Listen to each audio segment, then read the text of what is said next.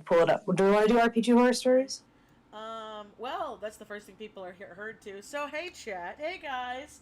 Oh, hi. Let me do my. Sorry, I little... actually thought we were already streaming. No, I actually didn't realize we were on. No, we were streaming. The mic wasn't on. I didn't know people could hear me. No, they could hear you, yeah, so sorry about that, Morgan. Hi. So, hi, guys. Hello. I hope you guys are having a good day. I know this is not what I had planned, but I had a little mix-up with one of the Art-O-Ween videos with someone I was collabing with, and it kind of threw off my groove a little bit. It's why yesterday's video was late. I was going to originally stream yesterday to make up for that, but then this bitch that I'm talking to right now, say hi. Hi, I'm Zodiac. He jinxed me, and he gave me the construction curse of my entire apartment complex. Cause I have construction going on like in my complex, and I don't know why. So just a little recap while I get into. Oh, by the way, the artwork I will be doing on stream is a collab with this bitch. He did the sketches. And I'll be doing the colors because they are going to be for PNG tubers, because on Halloween, on my Twitch, not on YouTube, we are going to be streaming Phoenix Wright, because I have never played any of the Phoenix Wright games, so I'm playing it, or I'm playing it with my friends, and we're voice acting it, and so we're going to be doing it on Twitch on Halloween. We don't have an exact time picked yet, but oh yeah, no, Neon, I loved it. I loved it a lot. Thank you for the bird 90V. But yeah, there's just that little tangent. Also, because I haven't had much of a chance to like update any videos or something, I'm also currently running a 10% off of everything in my store for now until the 1st, because there was an issue with a plane ticket on this very big vacation that I've been planning for a month with my friend. So I kind of had to get a plane ticket last minute, which is not fun. So if you guys would really like to support me and you can't in any other way, I also have, I think I have my PayPal, PayPal.me and my Ko-fi down below, where donations are very much appreciated. Not necessary. It's also why I'm doing the 10% off in my store, but yes. So, but with that, yeah, there's the little tangent. So yeah, if you want to see me and my friends play Phoenix Wright for the first time on my Twitch, that will be on Halloween. I know at least it's going to be after noon Pacific Standard Time. I'm not sure when. It depends on when everyone else is going to. Oh wait, we're doing after 6, right? Yeah, probably after 6. Yeah, so like in the evening. Yeah, so it'll be a Halloween night stream, because I forgot our friend Chinema, who might pop into the call a little bit later. She gets off of work then. So yeah, I would love for you guys to spend Halloween with us, because I think it would be lots of fun. Also, just if it gives anyone more of a spiteful reason to doing it, part of the reason we're doing this is not only because we love the game, but also because Michelle had some asshole friends who said some asshole things about her not... There's no way you'd possibly be into Phoenix. And he's gone. Particular, we're doing it. We're gonna do it, and Michelle's gonna make money doing it. I'm excited, because yeah, I've learned recently, especially this year, I'm sure if you guys are fans for a while, you know, and you're probably sick of hearing about my shitty friends, but you know what? I'm sick about them too, so you're not alone. But they ruined a lot of stuff for me that I just didn't get to enjoy, and Phoenix Wright was also a big one. So it really wasn't until we played Ghost Tricks when you guys were like, oh yeah, you should try Phoenix Wright. And I'm like, oh, I never played Phoenix Wright, because my friends were like, you're never gonna like it. It's like really really tedious and lots of fucking puzzles and blah blah blah. And only to find out that, like, no, it's like crack. Rama, how would you describe Phoenix Wright? Because you played. It is like very much, it has that point and click. It's like a blend of like a point and click type puzzle game as well as like a visual novel, is the best way I'd probably put it. It's kind of in the sense like, you know, like Ghost Tricks would have those long cutscenes. I think they're probably longer in Phoenix Wright than they are in like there, because it's much more dialogue, talk sprite heavy. But it's like, we do know for sure that I'm gonna be Edgeworth at least. Yes, that's why you can see my little heads. So this one's me. and then it'll talk. So, oh, Morgan, your face is in the way. It goes, yeah. So, my face. Oh gosh, I can't believe it. It goes like, eh. So that'll be me.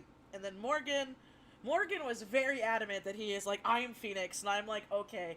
Oh. Listen, trust me. So yeah, Morgan's gonna be Phoenix. And then I'm currently doing the rest of my friends here, so.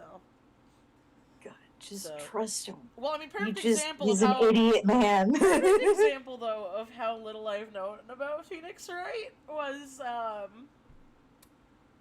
how I thought the bitch's name was Ace all these years. I didn't know his name was Phoenix. And then Morgan's like, no, Michelle, his name's Phoenix. Phoenix Wright. I'm like, I thought it was Ace. What did you think the Phoenix Wright on the title meant, if it wasn't a name? Morgan, I play Castlevania games. They have never once been like, what is this?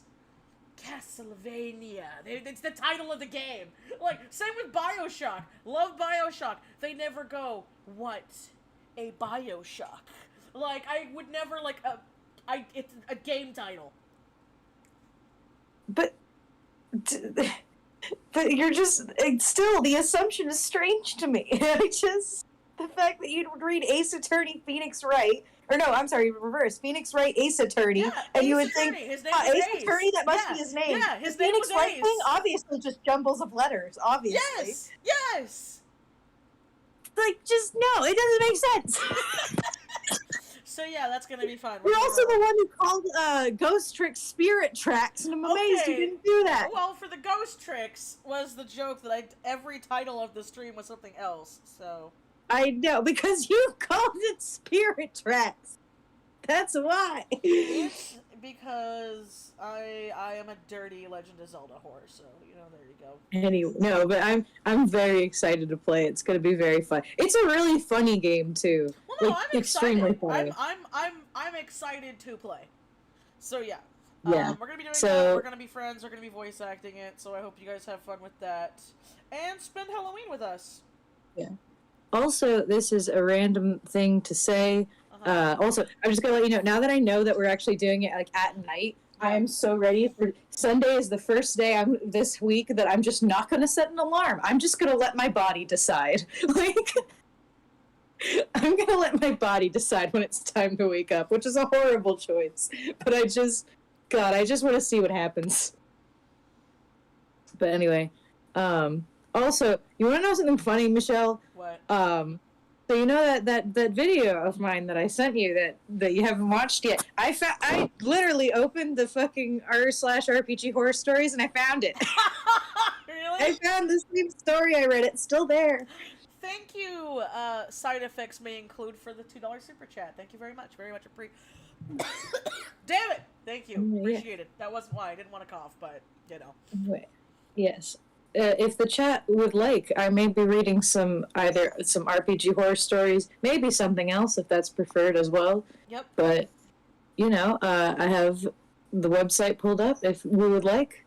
Also, to answer any questions real quick, the stream will obviously be up afterwards. I won't be unlisting it or deleting it. I might unlist it in like a month or so, but with the whole Art-O-Ween thing, it's going to stay on my channel, so if you're worried about like the playback and all that stuff, you're fine. Don't worry about it.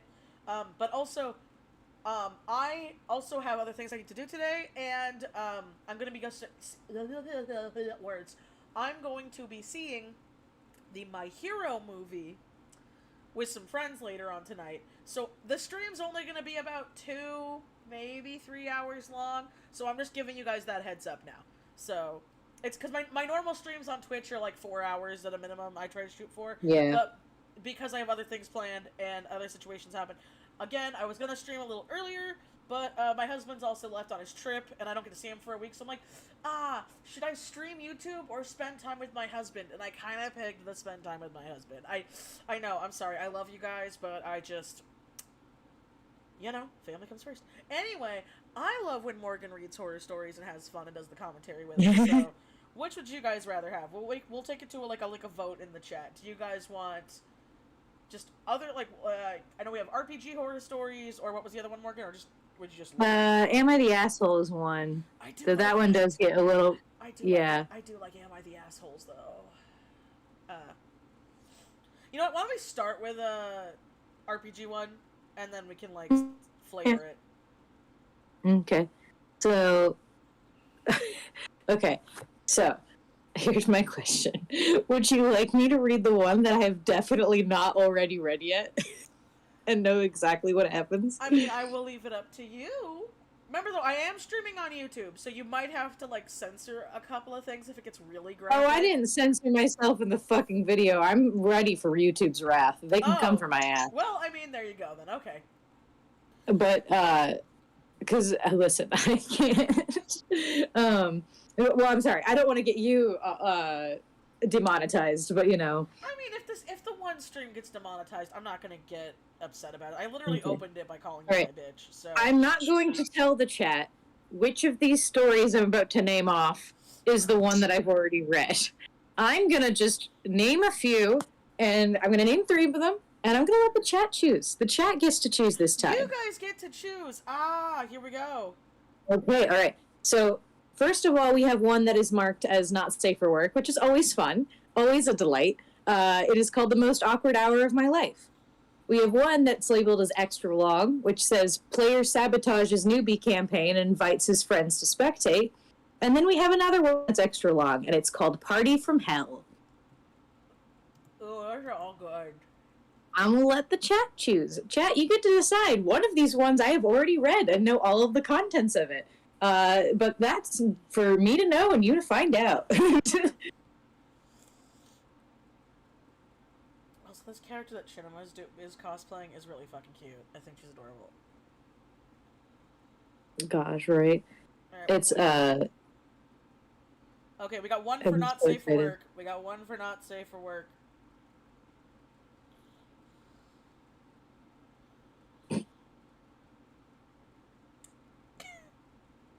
I know, Uber, leave me alone. Fuck off, Uber. Yeah. No, I got like a little email, like, notification on my desktop. It's like, did you know if you get Uber Pass, then you'll have, like, you'll save, like, so much money. I'm like, I don't use Uber enough to warrant Uber Pass. Random note while we're getting this voting here, but, like, I do not understand the people that, like, Uber food every single day when they go to work. Like, when they go to work. Like, I can kind of, in a weird way, see it when you work from home. It's still not good, you're just spending a lot of money. But at least, like, you're from home, maybe you don't have time for, like, grocery shopping or cooking. But the ones that weird me out are when, like, again, you, like, go to work, and then you Uber your, like, thing at work. Because if you don't have a guaranteed work, how do you know your food's even gonna get there in time? Alright, so we got Party from Hell, number 3, and Not Safe for Work. Oh, we got 2 from Party from Hell. So let's go with Party from Hell. Oh, I thought you said 3 from Not Safe for Work. Oh, no, someone said number 3. Like, they picked, like, the third No, person. I know, but I thought, because you said earlier there were 2 people who said Not Safe for Work. Oh, right, okay, so we have, yeah, alright. We have so we have 2 for Not Safe for Work, and 2 for Party from Hell. Okay, so do we need a tiebreaker? Because I can do both of them. We have time. Let's do both, Okay, let's do Not Safe for Work one first. Why not? Let's just do it. Alright, I'm here. Oh, this is actually really short. Okay, so never mind. This is an extremely short one. Normally these Not Safe for Work ones are really long, but, so yeah, so hello, welcome to Morgan's Gonna Get Mitchie Demonetized from YouTube. Here we go. Of course. Alright, this is a Not Safe for Work one, and it's labeled The Most Awkward Hour of My Life. Alright, so I'm a longtime lurker who has come to spin the tale of my second time playing D&D and the rest of the group's first time playing. Previous to this game, I had played another campaign that fizzled out, so a group of friends and acquaintances decided to try out playing. The first few sessions were normal and fun. It was a fairly large group, 5 to 7 players, depending on the night, and the DM was brand new to the game, so there was a rule checking and trying to find a balance for everyone's RPing. We finished the current quest and returned to the tavern to rest up. I should clarify and say that everyone involved in the game was some flavor of queer, except one of our token straight friends, so that wasn't what made it distinctly uncomfortable. Well, the self-appointed leader, a female gnome cleric, and of our little band of adventurers, decides that since the barmaid is so very grateful, she was going to seduce her. The rest of the group were subjected to the DM and the player RPing and actually rolling for almost an hour what positions they were having sex in. Ooh. How loud how loud, and whether or not someone joined them, and finally, whether or not they finished, and how many times. Well, the rest of us... For an hour. For an hour. Well, the rest of us awkwardly laughed it off or tried to butt in and try to do something else. Needless to say, I only play with one of the people from the group now and make a point to discuss boundaries before starting a campaign. You know, just every time I hear these, because I also like follow Crit Crab. Guys, if you like RPG horror stories, I do recommend Crit Crab on YouTube. I think his stuff's kind of great. But so many of them are like this. Why are so many?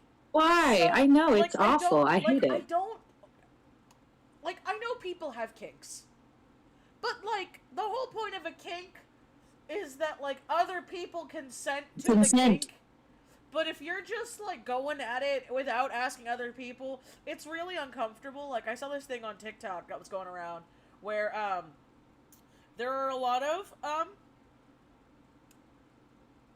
people who are into kink who have started to use their kinks in everyday situations, and it's kind of becoming a problem because they're, like, not breaking the dom-sub dynamic in public, in, like, places of business. And a lot of people are, like, really uncomfortable because they've been doing it to, like, retail workers recently, to where they're like, can you, not, please? Yeah, and it's like it's not prudish to say that the fucking retail workers did not consent to your BDSM relationship. Yeah, because like also it's because I've seen it where people are like, well, we just want to like acknowledge that like, you know, what we do is okay and we need more sex positive things. And I'm like, no. We are not taking kink into public situations as being sex positive. Those are two very different things. Very different things. The people working at McDonald's don't want to see it. They want to make their food and then go home. Like, yeah, sex positive is absolutely fucking not fucking in public. Yeah. Like, well, that's the argument. They're like, oh yeah, we're not fucking in public. But then you'll hear stories or see video of like people where like, you know, again, I'm using the Dob Sub Master as an example, where like I've seen it where like someone will snap their fingers and a person just gets on the floor and starts like licking the floor of like a fast food place. Not cute. It's not hot. And it's like, oh, I'm comfy. You're literally using non-consenting people to get your own like fantasies, like to get your rocks off, which is not okay. Yeah, like it's not okay, and like it's like cool for the two people involved that are getting off on everyone else being uncomfortable, but you're making everyone else uncomfortable. Okay, you're making everybody else. There's also like I really don't want to be the fucking think of the children person. Like I really don't want to. But please imagine if there was a child behind you in a line and you did that, like, and you told like someone to get on the floor and lick it. Yeah. Like I'm sorry, like, fucking. Just that's gross to me. Like it's gross. No, it is. It's the one I saw. The one I saw was a couple, and they were at a freaking McDonald's, and they were like getting a drink, and the guy like dropped it or whatever, or like spilled a little on his shoe, and deadass was like down, and the chick just got down and started licking his feet and like the dirty ground of the McDonald's, while other people were recording it. Like, what the fuck is going on, bro? This is a goddamn McDonald's, and it's like. And a lot of people were like, hey, don't do that. And then you're having, like, the bad kink people come out and be like, well, we should be sex positive and hurt. And it's like, not in a McDonald's. Do I really have to say that? Like, to not do that in a McDonald's? Like... I don't know. There's a difference between, like, it just being something about, like, you know, a gay couple holding hands in a McDonald's versus you, like, literally having a BDSM collar and being horny in a McDonald's. Yeah. Like, there's just a big fucking difference. Yeah. Sorry. And I'm a very sex-positive person. I just... Oh, no, yeah, so am I. Well, it's the same thing, because, like, I follow a lot of, like, goth alt people, too, because I never would have guessed why. No clue why. But, because, like, a lot of us, we like collars. We just like collars and chokers and stuff. So when we see stuff like that, and you see people, like, you know, again, in public places or supermarkets where you've got someone on a leash in a supermarket, it's kind of like, you know, we already get called, like, for being that way all the time when we just like wearing, like, chokers or collars. It's like, thanks for, you know, putting back, like, certain things. I think the moral of thumb should just be, like, if you have a hard-on while doing something in a public space, because you are doing said thing in a public space, maybe you should not be doing said thing in a public space. Yes. Because that, you are involving, at that point, unconsenting people and possibly any passing children who may come by, which is also not okay. Holly, like, I just... Holly, you can pop in if you want. I see Holly in the chat. Holly, come join us. Yeah, we're in the D&D one, so you can just pop in if you want. We're reading a story. Anyway, yeah, so... Sorry, so yeah, that's where the tangent No, so I'm gonna... Everyone else was asking for Party from Hell. So, you know, I want to just say... I, you know, never seen this story before in my life, but something tells me it's really long. Like, the kind of long that might make for, like, I don't know, a 20-minute video of some kind. Wouldn't know, just an assumption. And also, you know, this is... The kind of long that's like, hey, if you still like Morgan's stuff, you should totally check it out when it comes out. Yeah, you know, if you like the RPG horror stories, you might want to go follow my YouTube channel. I couldn't fathom as to why. I don't have any on there. Yes. But I just have a feeling if you like them, you might want to wait and just hang out over there for a little bit. Anyway, but no, also I have a I don't know why, just a hunch. I think that this is truly a fucking horror story. I'm ready. Sign me up. All right, everybody. Let's go. Okay. The Party from Hell. This was all almost nearly 10 years ago, so some in-game story details may be a little foggy. Here's hoping this story can entertain, if not educate a little. Names are changed, etc., etc. I don't write things too graphically, but there is some mention of child abuse, unfortunately. Sorry, I'm getting demonetized off YouTube. Here I go. We've already cursed a lot. Like, it's fine. Yes.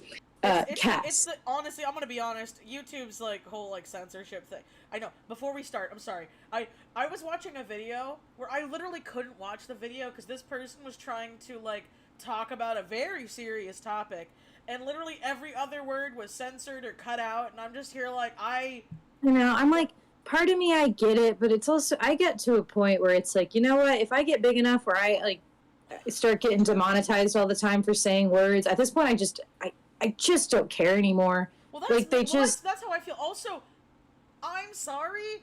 Sympathy goes out the window when in the same video that's edited to hell that's hard for me to understand has a sponsor and you're a pretty decent channel. I'm like, I follow a lot of horror YouTubers, okay? Like, who talk about horror movies and stuff.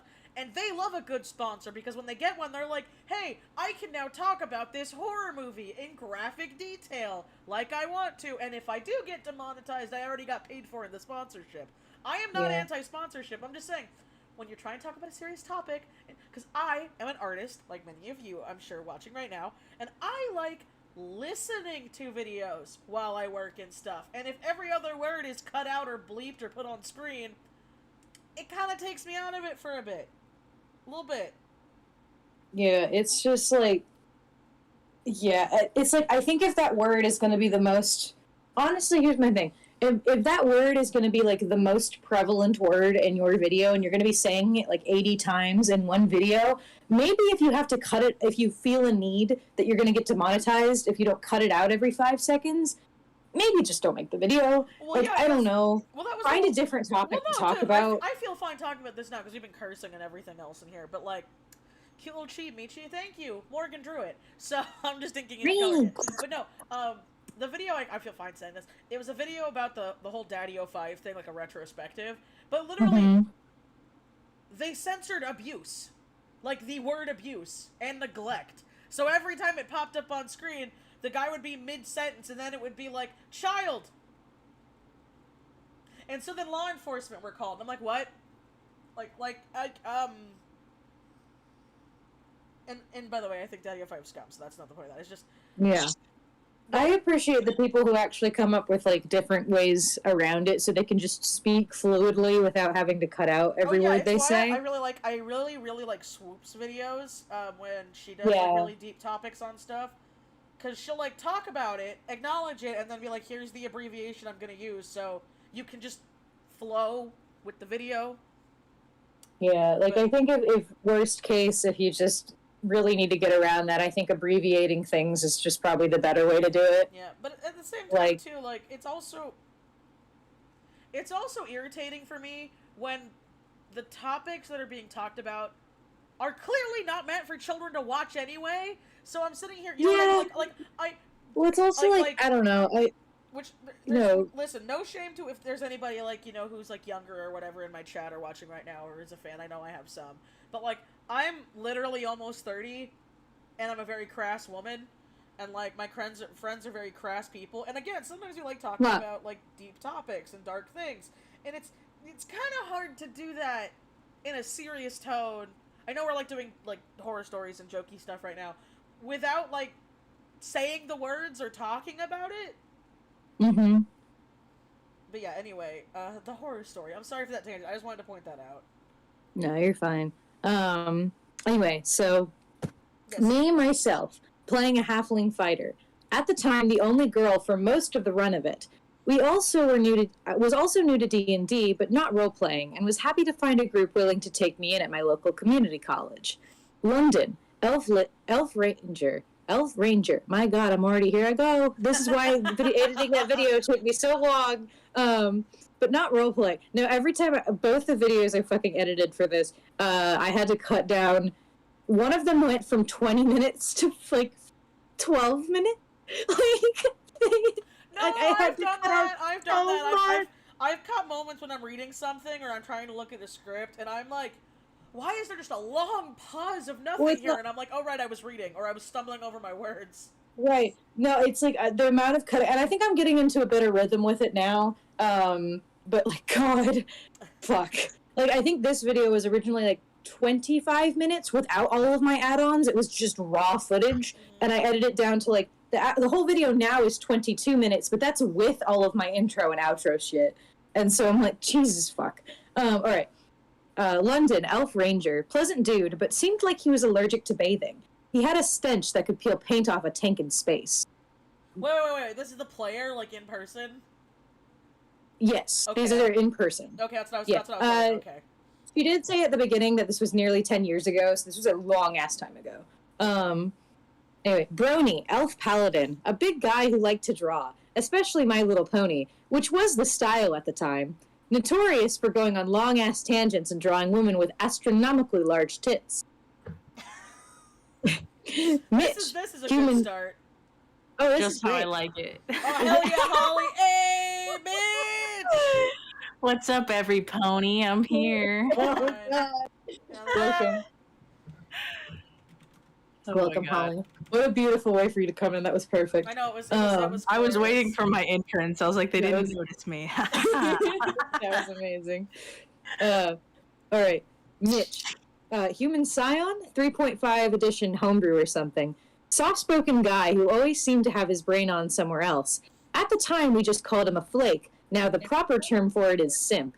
He had the books on hard drive and would sometimes leave the game to help random girls move, leaving us without resources. Other times, he'd bring totally disinterested girls to play without any explanation of what this game was.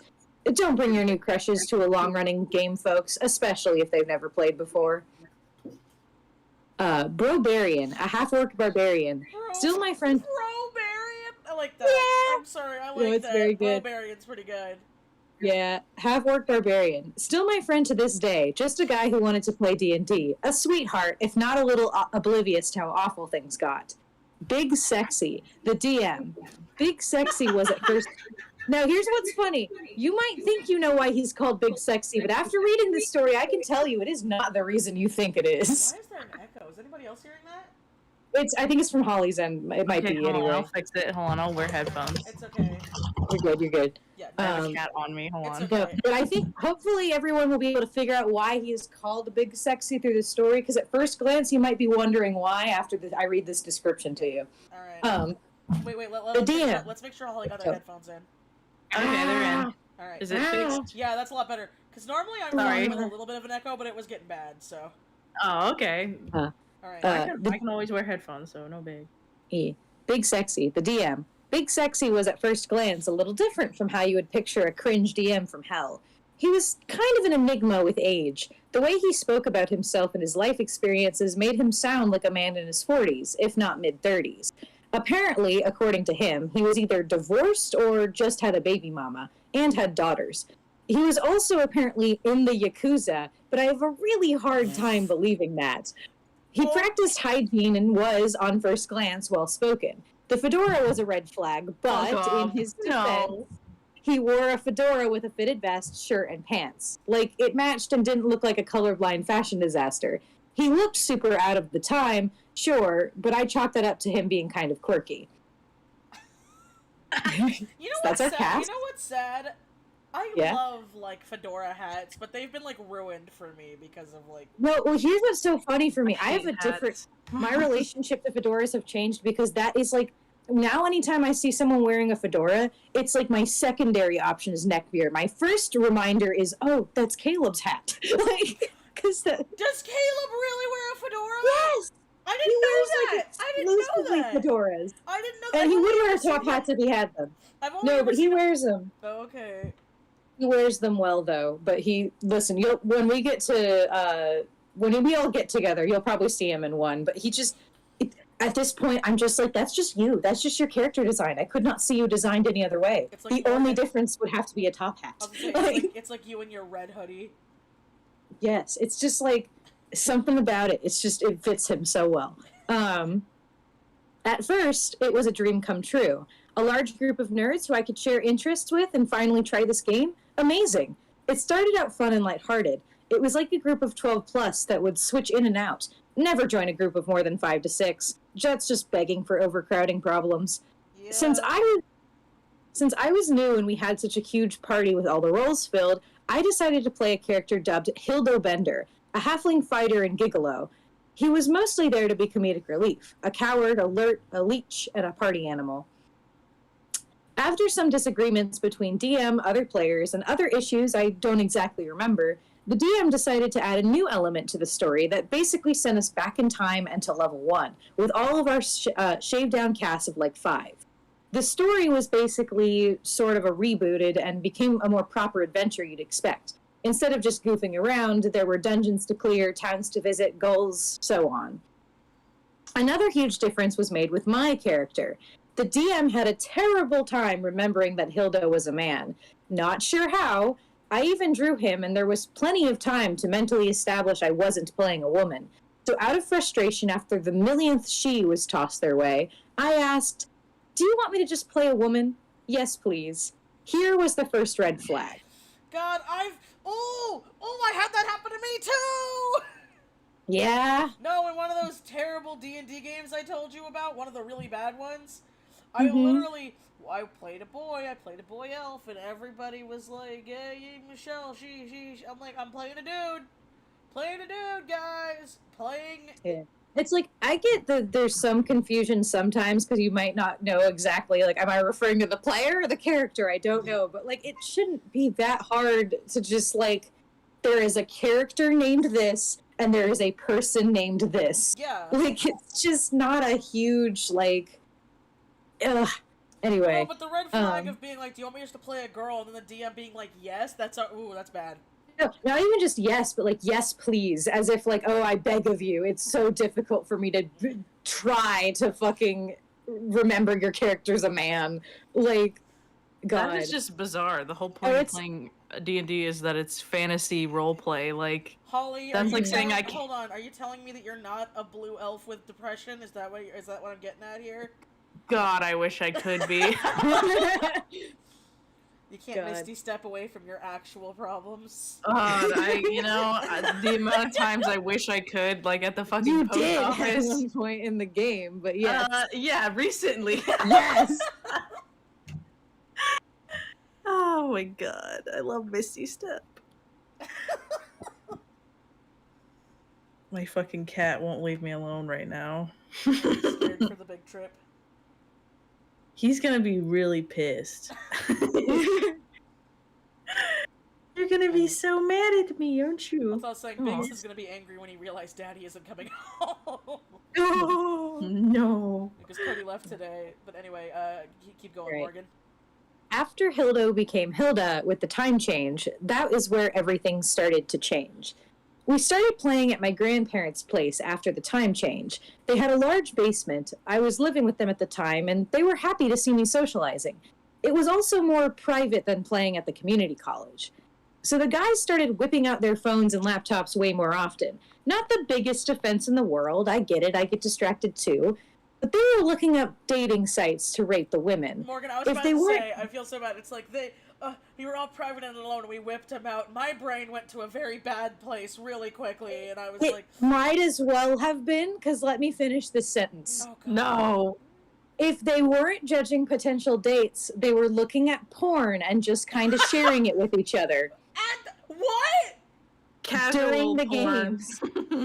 Look, we all have needs, but we're here to play a game. I'd rather not have the game be delayed because a bunch of nerds decided to roll the dice under the table. Most of my pleas went unyielded. Yeah. That's a good saying, but ew! Most of my pleas went unyielded until the DM decided it was time to play. And even then, the pictures were still up and very visible, just not being ogled like a cartoon. Food etiquette was not a thing. I try to be a good host when I have people over. I make sure they have something to eat, drink, are comfortable, etc. So I would go up to the kitchen, cook a cheap pizza, bring it down, go back upstairs to get drinks, come back with drinks, and the pizza was all gone. Okay, time to make another. Go all the way back upstairs, cook another, go back downstairs, and they descend like locusts. A lot of my memories playing with this group are accompanied by a growling stomach and crumb-laden mess. They end up being halfway through combat too, leaving me out of the fray once it got to my turn. Big Sexy's added. This is already pissing me off. Oh no! I don't even think we're halfway through. Okay, it's about to get really fucking bad. I love just casual sexism in the morning. It's one of my favorite things. Oh, speaking of casual sexism, Big Sexy's attitude towards women started to really surface once out of the open of college. Yeah, I think my hypothesis, and I think I'm right, is the reason why he's called Big Sexy is it's short for big sexes. Yeah, that's smart. Yeah. I like that. I think that after reading it, I think it's what it is. Some of this starting with things that he allowed the players to just kind of have. Lady NPCs were almost always sexy lamps to just be given to players. London's Ranger couldn't go anywhere without his sexy, busty, obedient succubi girlfriend, wife, whatever. Apparently, she was a whole thing in the original game. He had won her over with something, and even in a damn time reset, she still felt bound to be with him, and vice versa. There was no arc about them remembering each other or falling back in love, just kind of status quo to the rescue. Don't want to think too hard. Their love was legit, so her succubi ways didn't hurt him. Or the lawful good paladin, played by Brony. Coward. Hold on. No, coward.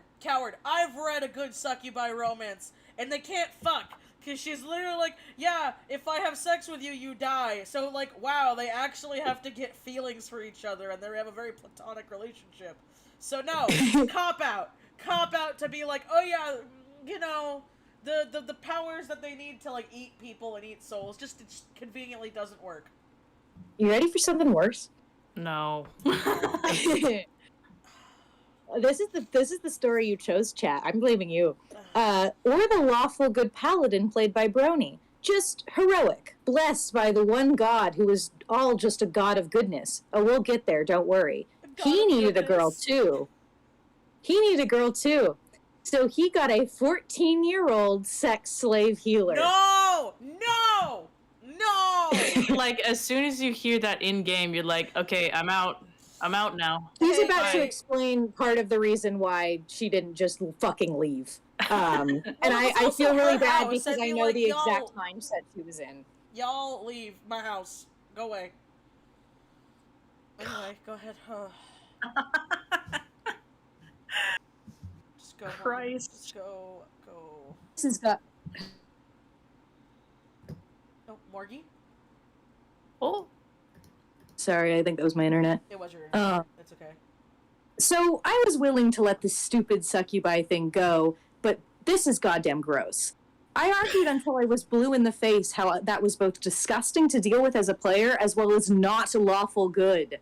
I yelled at a man who supposedly had daughters why a grown man having a child concubine was not good. His argument? Well, in medieval times, it was common for men to marry much younger, so it's lawful. No, that is actually historically inaccurate. That has been proven that it was only the rich that did that for political power. Like, if you were freaking a commoner or a basic bitch person, you really only married for love, if at all. Because back then, you know, you didn't have money, so it was like, why are we getting married? Good. No. Or you married your own family. Yeah, or you married your own family, but like, Oh, hang on, my food's here. Hang on. He'll go get it. One second.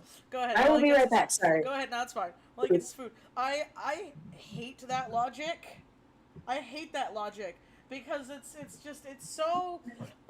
Look, I know Morgan went to grab his food real quick, but Holly, I'm sure you've seen it because I'm sure we've been online a long time. I can't stand when people are like, "Well, I'm not XYZ because you know I have a wife and I have daughters and a mother," and it's like, yeah, but you're still a sexist, gross pig. Like that doesn't matter. Now that just tells me you don't treat your daughters and or wife and or you know freaking like mom that good. I don't see how people could think that when they have daughters, though. Isn't that fucking weird? You don't think about, like, hey, I'm a grown man, I have a kid. What would I think if another grown man treated my kid this way? Exactly. Like, yeah, that is just bizarre. Like, what do you... I don't know how you function in the world. That's weird. Like... No, you gross me out. No. Oh. It's stuff like that when I hear that, I'm like, oh, you know, I kind of want your kids to be taken away. Yeah. Or at least, like... you just have a divorce and the mom take the kids. Well, that's what I mean, because it's like, I would be so uncomfortable, because it's not even like it's a plot thing, because, like, I can understand a messed up plot in a story. I read a lot of dark stories, right, where it has, like, a reason for it. It's not just like, well, you know what, one person has a sex slave, so why don't you also have a sex slave who's just a child? It's like, no. Like, I would get it if, like... say for example, like you had a D&D thing and like the plot revolves around rescuing someone from that, or like it's different if the characters are in a situation and trying to get somebody out of it versus like being morally corrupt and a pedophile. It's also stuff where it's like that's villainous behavior. Like, well, it's also like the legal lolly debate that I always hear people bring up that piss me off. Where like, because I had a D&D. It's not a debate. It's just a pedophile. But what I'm saying is like, because I've seen people use the argument before of like, because I had a D&D character in a previous game that was kind of a hoey character, and in, like, they were, like, in human years... Well, no, that's not even right. How many cycles around the sun, they were 15, but for their species, she was an adult. Yeah. So that's the whole thing. So, like, yeah, she was 15, but they kind of die at, like, 40. So, like, at 15, you're a fully grown adult. And it was also a thing of comedy, because, like, she didn't look 15, didn't act 15, because in her species, again, they died in, like, their 40s. So, she was a fully grown adult who was 15, and it was a joke within the group. So, like, see, that stuff, it's like, oh, well, Shelby's artwork, I'm happy your son likes watching me draw. But we are kind of talking about a very not safe for work horror story right now, so that might be a good time. Maybe keep your son away.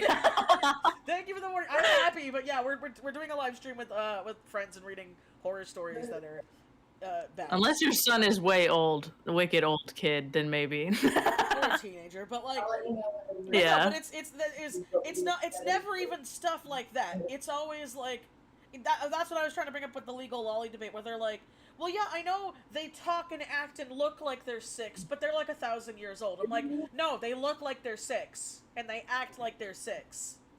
I just hate all of that. Like, it's just like the same like creepy like man child who couldn't get a woman even if he wanted to.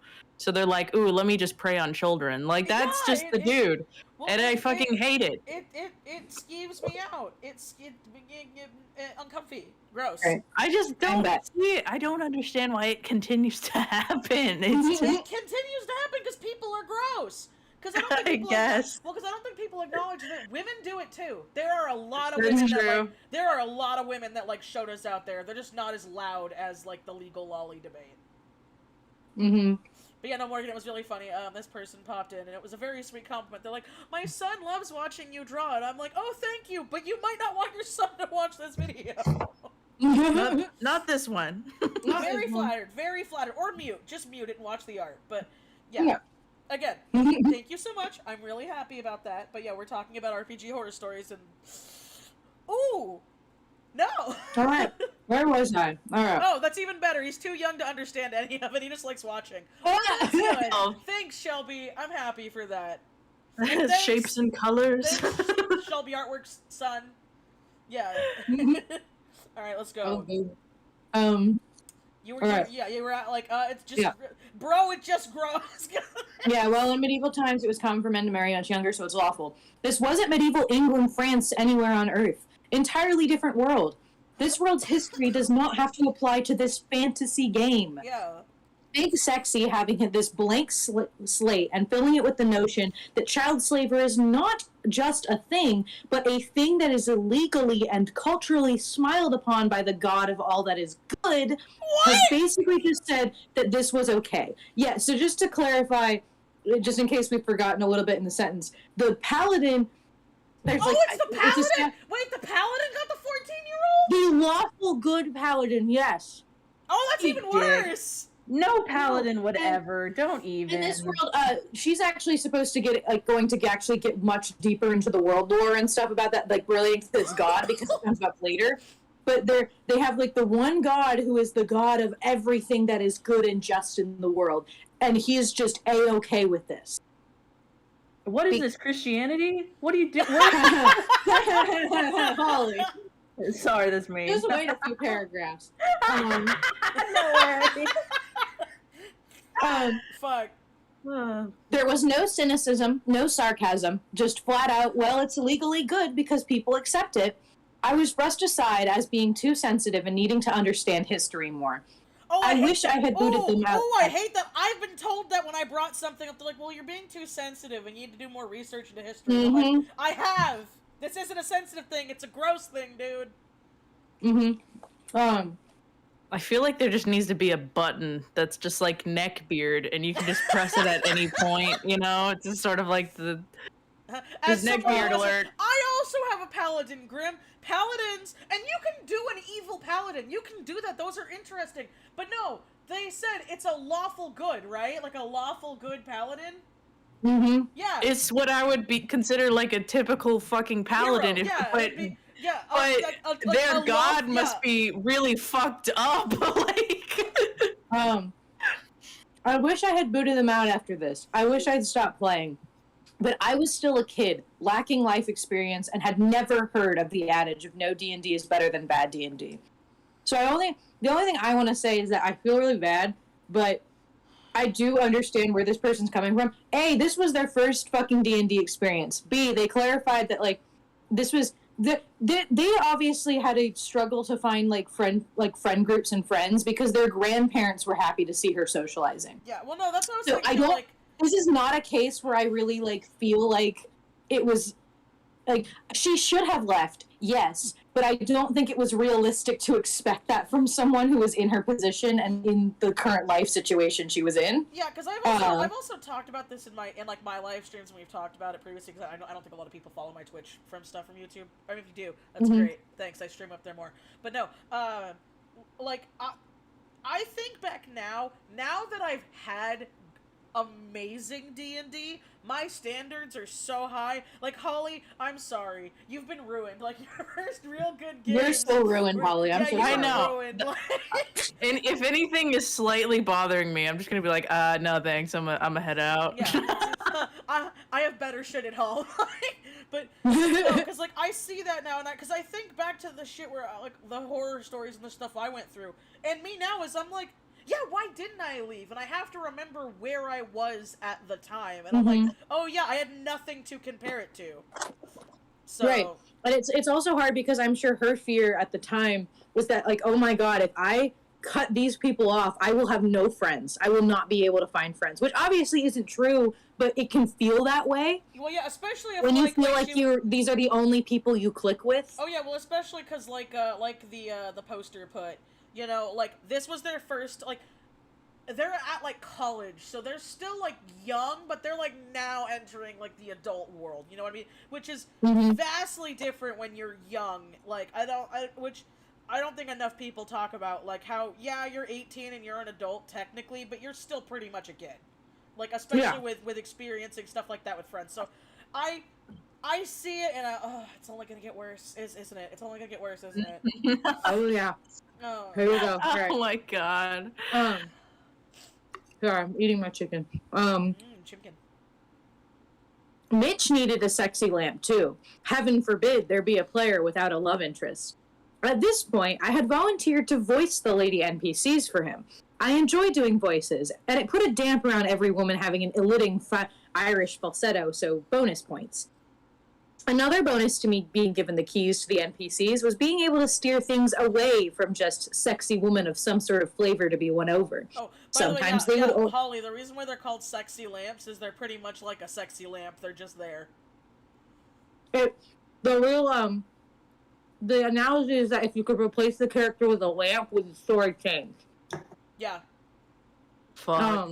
Think about it. There's a lot. No, it's actually a really good test to see if a character is actually needed in your story if you're using them as an object. Yeah, literally it's like similar to the Bechdel test, I suppose. Although, I have mixed feelings on the Bechdel test sometimes. Well, the Bechdel test isn't perfect, but also, thank you for liking my makeup. I've been working more at it, so thank you for the compliment. I had a nice compliment. Yeah. Point that out. It's just, I know it's used a lot to sort of say, especially with, like, even, like, female characters who aren't sexualized, like, sometimes, like, young teenage girls might be used more like an object for narrative than actually, like, being a person.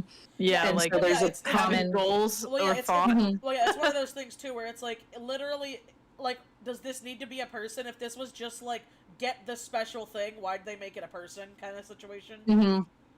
Alright. Eating my chicken. Chicken. Nom nom nom nom. Sometimes they would already be married, in a relationship, gay, or just plain non-interested.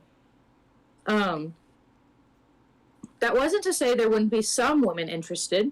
Mitch had his pick, and one of them was a barmaid. Feisty, stood up for herself, and didn't exactly let people make a fool of herself. She expected a commitment, and someone she wouldn't have to mother. She wasn't exactly trying to marry up, either. Her family ran a chain of bars that had brought in quite a bit of coin. She was dubbed a nag by the party because she wanted him to at least drop by and assure her he was safe. You know, as you do. Fucking nag. Oh my god, how naggy. You want to make sure your husband didn't die while adventuring? What a nag. I know, God. Who would have thought you're more than just a hole? Jesus. Oh, I hate it when people call vaginas holes. It's like worse than saying slit. I fucking can't. Ew. But that's the thing, though, isn't it? That's the thing. It's like, oh, God, what a nag, wanting to talk to me. That's not your damn woman. Get your feelings out of here. Now then, a bit of world building. The world we played in had one god, and the god was the god of everything except evil. There was a huge emphasis on how they were good. They were basically Christianity God. And like in Christianity, God had one son. Introducing Alistair, the DMPC paladin, because this game wasn't already on a very... I am a prophet. No. I'm a fucking prophet for predicting these, I swear to God. I like that the guy's name's Alistair, though, instead of, like, you know, Jose, or I've seen Jesus just jokes before. They're like, I'm surprised they're taking him very seriously in this game. He's not a joke. I'm surprised they didn't pick, like, an actual biblical name. Despite our party being pretty damn competent, all things considered, with how liberally Big Sexy gave out levels, feats, magic items, money, we needed the literal Son of God. Alistair had everything maxed out and then some. He was sought after by people far and wide for his wisdom. He could easily lift up the side of a house all by himself, and he was always just and right. He was nimble and smart and healthy and good-looking beyond compare. Men wanted to be him. Women wanted to be with him. And I wanted to die. That's my favorite line in this whole story. Honest to God, I love our D&D group because it's like, oh yeah, we have a god in our head, and we just take the piss out of him. We bully Leon. So God. Oh yeah, I'm a god. It's like, but gods are kind of lame. It's like, yeah, I'm learning now. Gods are kind of lame, dude. Oh my gosh. But I like that's the DMPC because that's so whack, especially because it's a DMPC. It would literally be like if that was Audrey. It's so whack. Well, no, she's about to explain how bad it is, because it says, this guy got saddled with us because apparently our OP party wasn't safe by ourselves from bandits and monsters we made easy work out of. Off he went with our party without even being asked. A cycle began that drained whatever joy out of combat. A big foe would appear. Party would get ready to fight. Alistair would charge into action and end it in one move. So he'd do everything and leave us with our thumbs up our asses. Fucking One Punch Man? What? Because he's Jesus, Mitchie. No one can stop him. No, but what? In a game, what fun is that? Exactly. It's fun for the DM and nobody else. All they need is just like a big cross, and this motherfucker's going down. Oh wait, and some nails. Holly! Oh my God! Holly! Oh my God! Jesus! Sorry. There's not even a good Jesus comparison, because Jesus was at least a pacifist. Yeah, hey, Jesus was a pacifist, and we've talked about it. He's an ace icon. Yes. He didn't fuck, he just hung out in the desert with his 12 bros. That's true. All the people loved him, except Hilda, my character. Hilda had changed quite a bit since being reset. Instead of a lecherous coward, she was a tough-as-nails scrapper. She loved a good fight, and being yanked around by this guy, only to have him protect her from something that she didn't need help with, just enraged her. Above all that, he was self-important, self-righteous, and would go on long, dramatic speeches that would put her to sleep. That may have been some projecting on my part, I admit, but I don't think it was wholly out of character or wrong. We don't need you. If you're so strong, why don't we save the world over here and you go save the world somewhere else? A notion that was scoffed off by him. Feelings were made obviously clear by me and the tired, glazed eyes of the other players. But Alistair was here like a bad rash. Ew. Somewhere along the way, the group had to get something from the Amazon. The Amazons, who were clearly 100% evil because they were atheists and hated men. Okay. Oh, okay. I like that little added on there. They're evil because they're atheists and hated men. Yeah, exactly. Not that they're just one thing. It's like, yeah, The Amazons got smoked to hell, and we got 4 converted young Amazonian women. 4 more intended prizes for the guys. 4 more women for me to play. Now with character sheets. So I was getting so hard. Can't play a woman, but cowards. I know. Well, so I could have and should have What's said. the fun of being a woman? Like, when I have to, like, I don't want to play a woman. When I want to just have my, my weebo fantasy out there, like, that's not fun. Oh my God. So I could have and should have said no more or refused to play the NPCs. But I was intrigued at the concept of these women and making personalities and giving them different arcs, and yeah, no, that was going to be ignored. I don't remember 3/4 of them, sorry, but there's one that sticks out in my mind. One of the Amazonians was basically adopted by Alistair, taught Paragon the god's ways, and became a paladin herself. I played her as this battle-hardened woman who was also curious about this new world she was experiencing. That's when she and Brobarian formed a genuine romance. It wasn't planned or anything. They had gotten stuck somewhere for basically a year, her, Brobarian, and some other people, but the two liked each other's battle styles and would spar, then talk about their common goals in life. Broberian was a half-orc from a far-off land in search of wisdom. I don't like where this is going. Bring I don't like home where this As is soon going. as you said a romance. No, not even that. Not even that. I have a very, very gross feeling that fucking Jesus wants to fuck his daughter right now, and he's gonna be pissed about this. Yep. She was also... Sorry. She was also in a state of wanting to learn all the new things and to discover herself. It was a slow burn, but the two would help each other in combat, joke, spar, and explore the town together. Big Sexy didn't like that. Yeah! Alistair didn't like that. Fucking gross asshole! I knew it! Alistair all of a sudden got very paranoid about this half-orc that he had already spent lots of time with now that he was holding hands with his adult ward daughter with a greatsword. Alistair demanded to know his intentions and declared that he couldn't taint his girl like that. Gross. He went on, casting Detect Evil, Detect Alignment, Zone of Truth, all of these tests to declare him as evil. Why? He's a half-orc, and orcs are evil. Oh, I love racism in my games. It's the best. Obligatory racism. Well, I hate that logic. I hate it so much, especially when you're doing fucking D&D. Like, no, it didn't even make sense. I didn't like it back in, like, the older things, too, that it's just like, oh, you're a drow or an orc, you're just evil. You're just evil. You're a half-orc? Clearly, you're, like, the only way that's possible is if you're a child of SA. Nothing else. It's like, it makes no sense. And then to be like, well, you know, you're an orc, ooh. Sorry.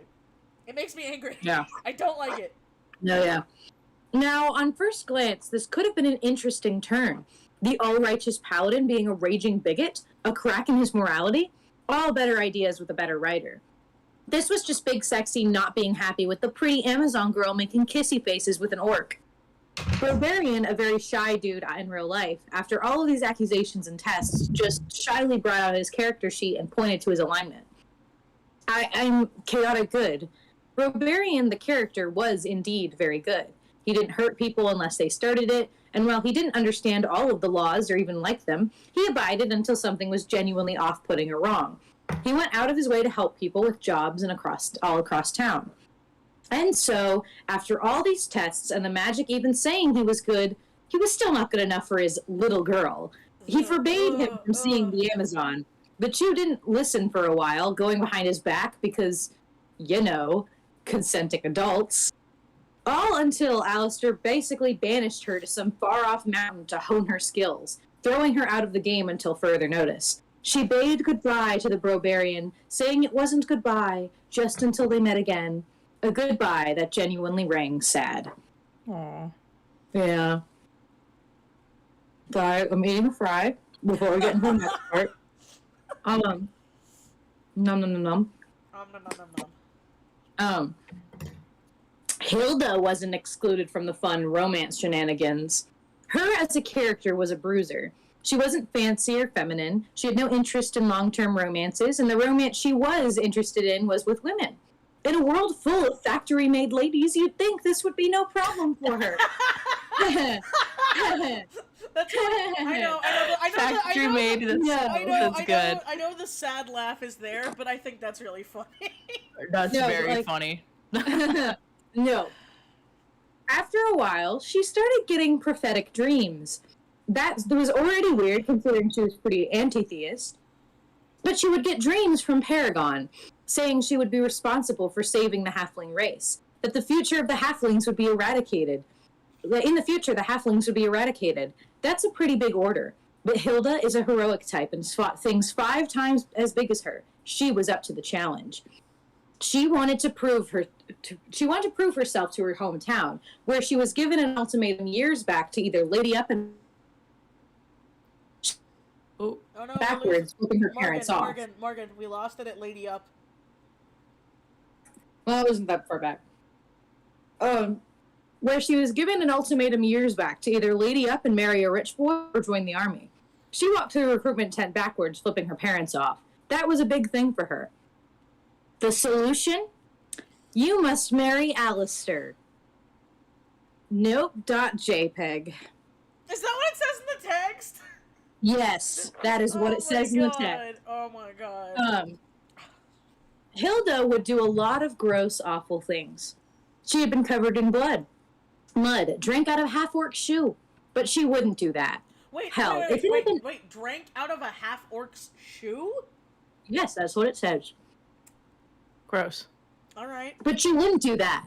Hell, if it had been any other man, sure. A loveless, touchless marriage, as a last resort maybe. But Alistair? Oh, hell no. So being stubborn, she tried to find every way out of this. There had to be other solutions, other ways to protect the halfling race. She studied and researched but the dreams persisted, insisting she had to bear Alistair's child. I also don't like, I do not like that, you know, that whole thing only happened when the original poster was like, yeah, my halfling's a lesbian. You know that's where this, like, fucking prophecy bullshit came from. I bet. They're like, I can't get my dick wet. I guess I'm just gonna have to ruin it for everybody. Oh my god.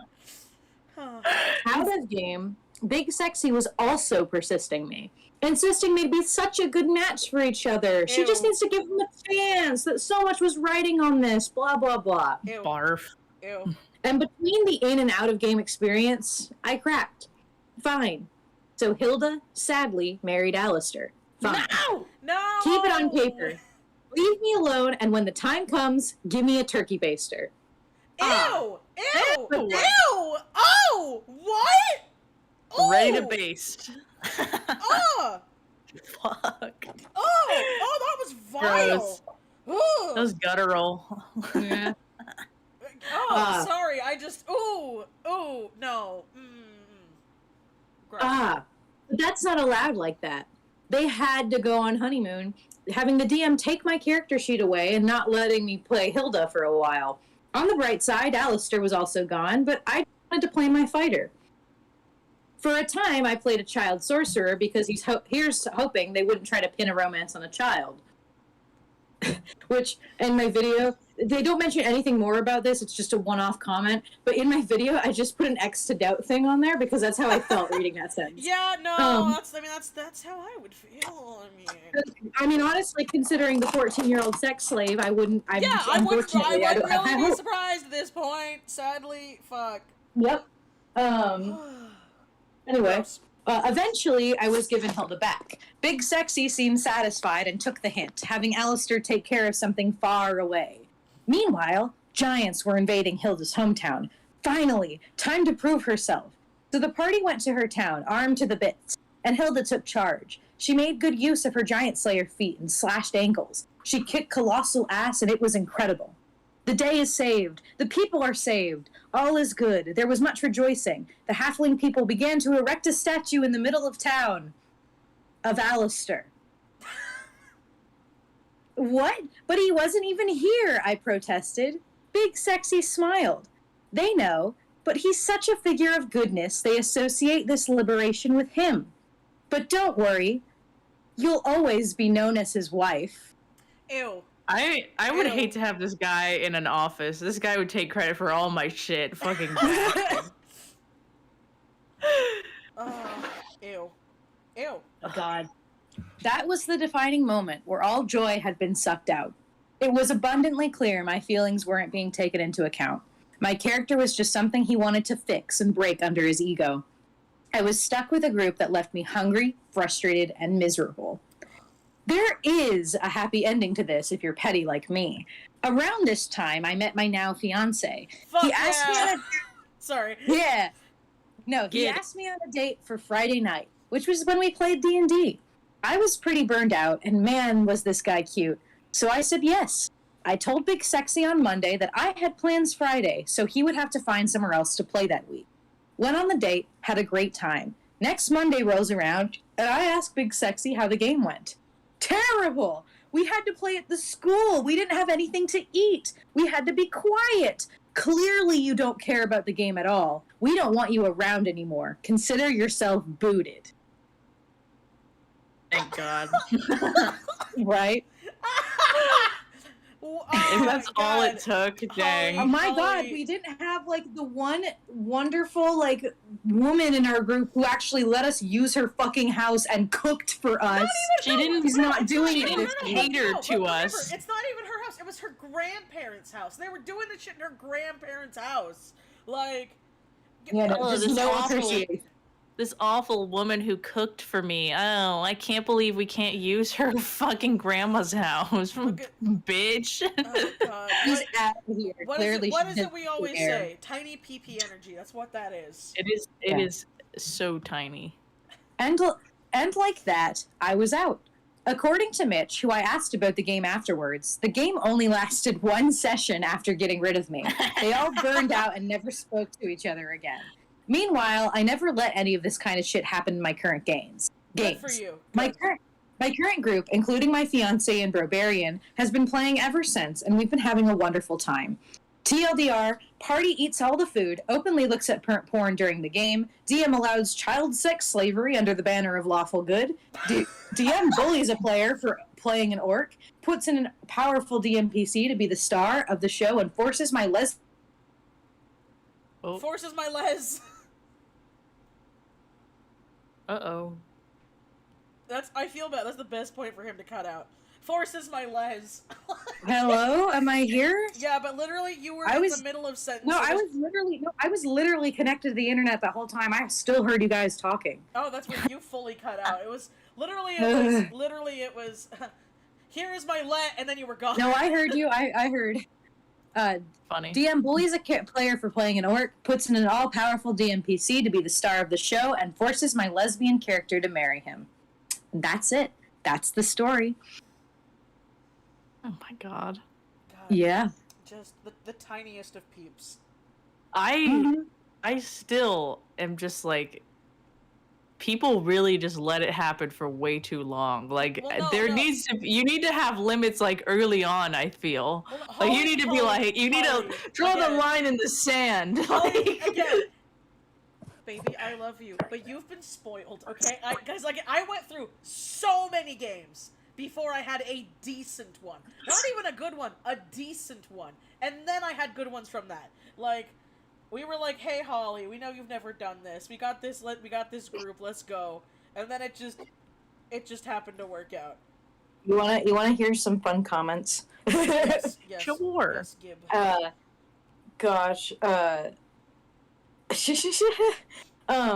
Not playing at your house sucked. I will make it so we can never play at your house again.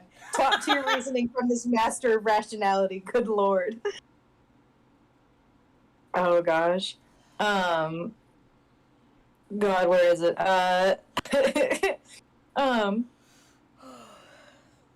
Where is it? Let's see. I'm looking for more funny comments. Oh, what's this one? I actually never read this one, but okay.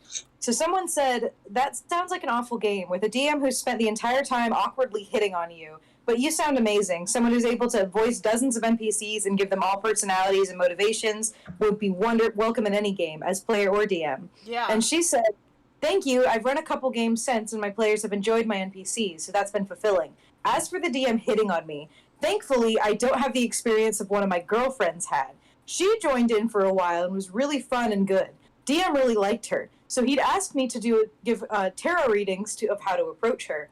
Each time the cards said, she's not complicated and neither is this. Just talk to her. She likes you she likes you and she likes honestly. Nah, that can't be right. Women aren't like that.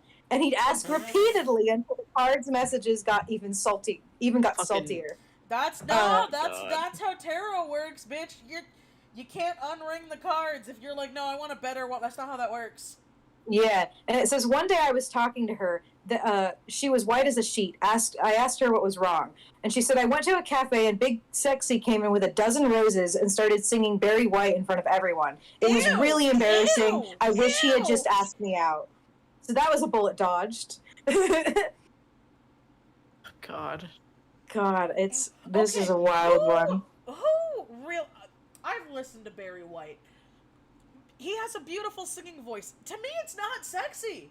I don't understand where people were like, what's the hottest music ever? Barry White. Maybe it's the only thing that they can sing. Oh, yeah. This is my only range. Oh God.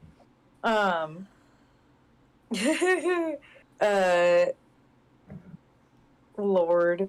My favorite part is when the DM tried to out the barbarian as evil. You don't need a god-boosted DMPC paladin to figure out his alignment. Just lean over and look at his character sheet.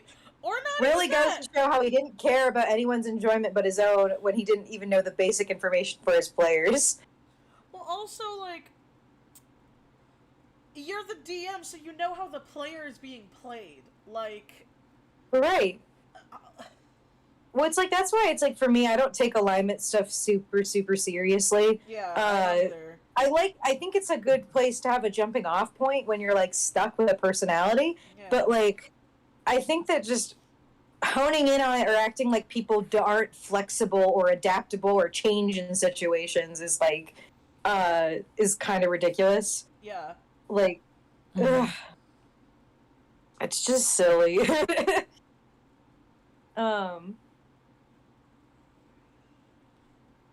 God. But yeah, there's the one.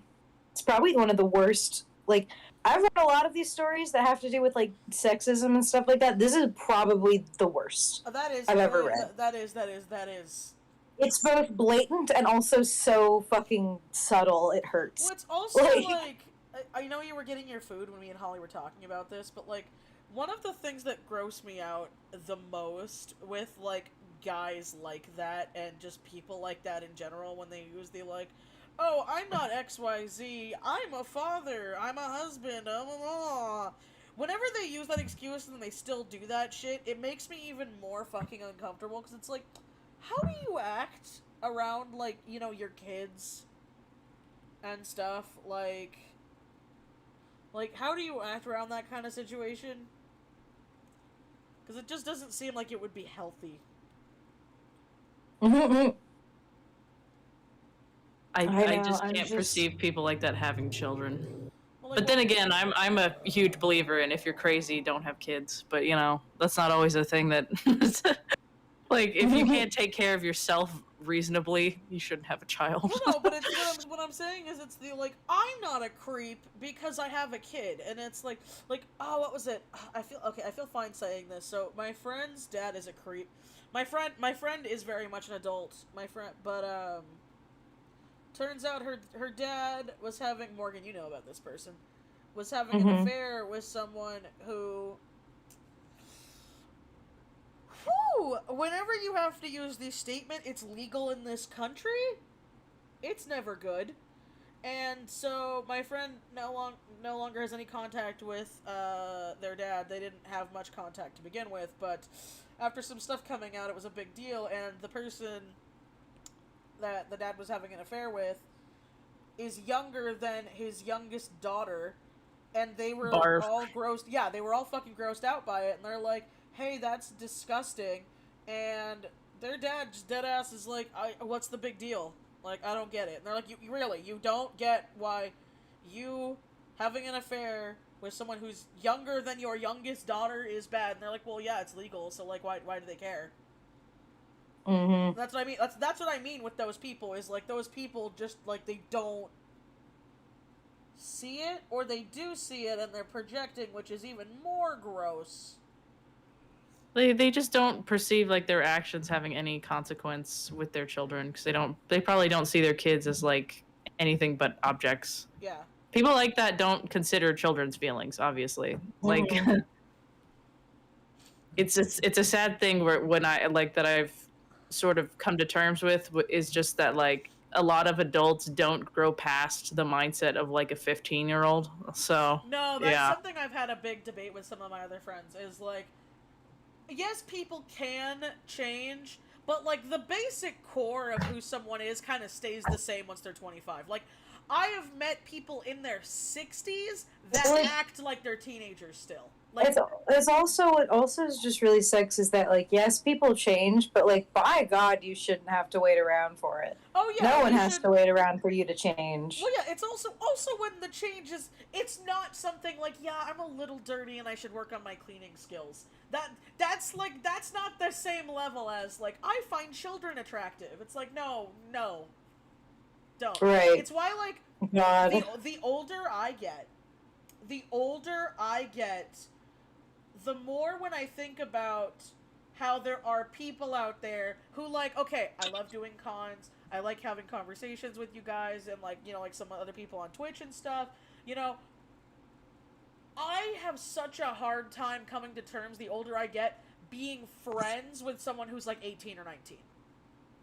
Yeah. Yeah. Like, and I'm not saying that in a condescending way. To me, it's just weird because, like, we can relate on certain things and have conversations, but I am just in a completely different place, like, in my life now than I am in my almost 30s than, like, someone who just got out of high school. Or just got into college. Like, Morgan's the youngest person. No, Chinema's the youngest person I know. Yeah.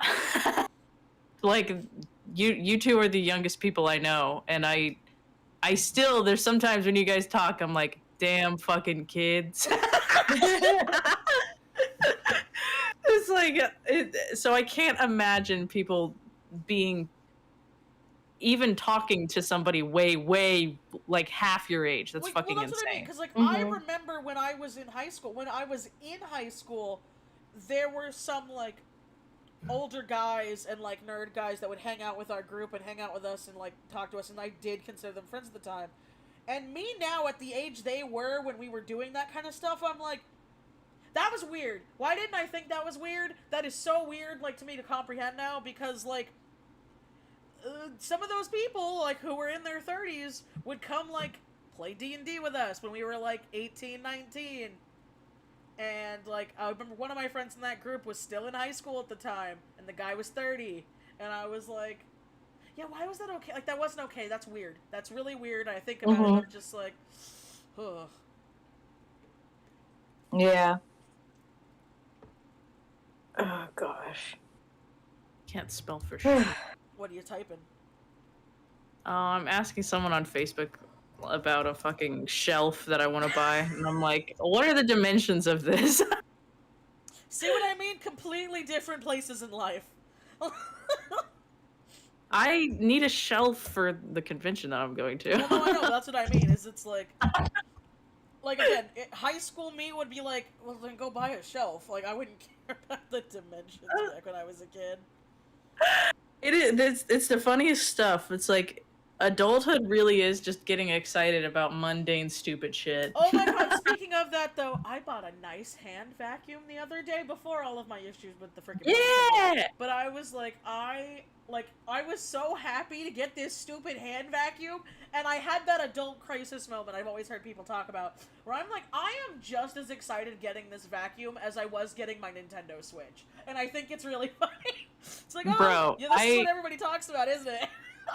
I got a fucking Swiffer this morning, and I was like, oh my god, I can finally clean at twice the rate.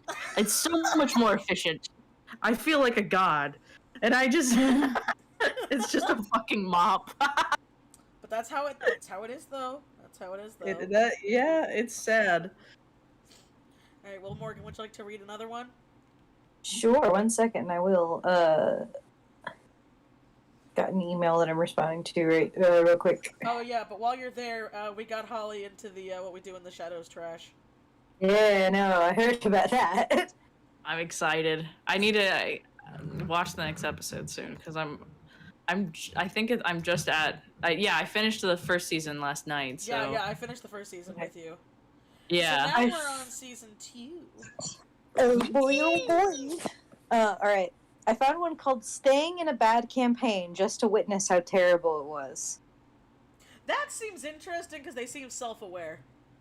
Yes. And I I'm feel like morbidly that's curious. like watching, like, the fall of Rome. It's just like, there it goes. Real quick. Oh, hi, Rosie. Long time no see. Smooches. Mwah. So, but hand vacuums are fun.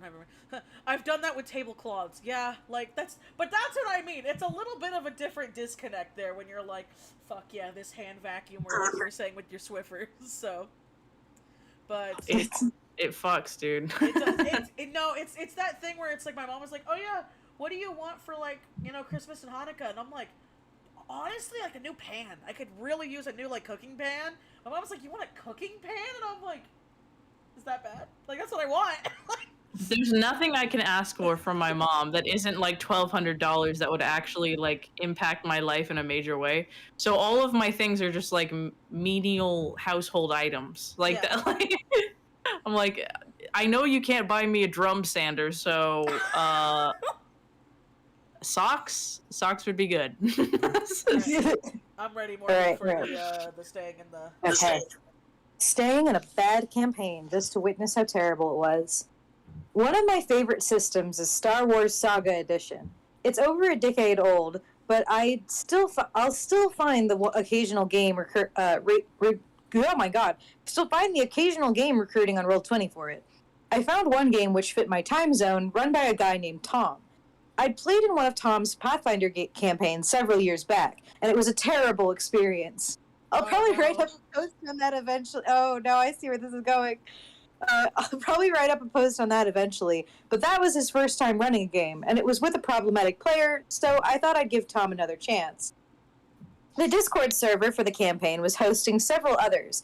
I found our campaign's channel and introduced myself to the other players. I recognized Sarah from a game that I had run, though I had to drop her for consistent attendance issues and inattentiveness.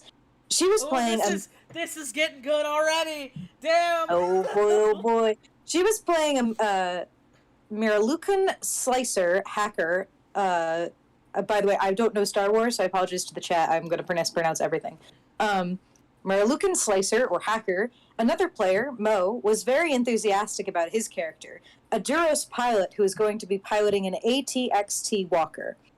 I am a veteran of the system, so I recognize Mo's setup as one of the most powerful options recommended by a fan-made game guide for pilots, boasting extreme amounts of damage by bringing vehicle weapons everywhere, while providing defense cover for the pilot.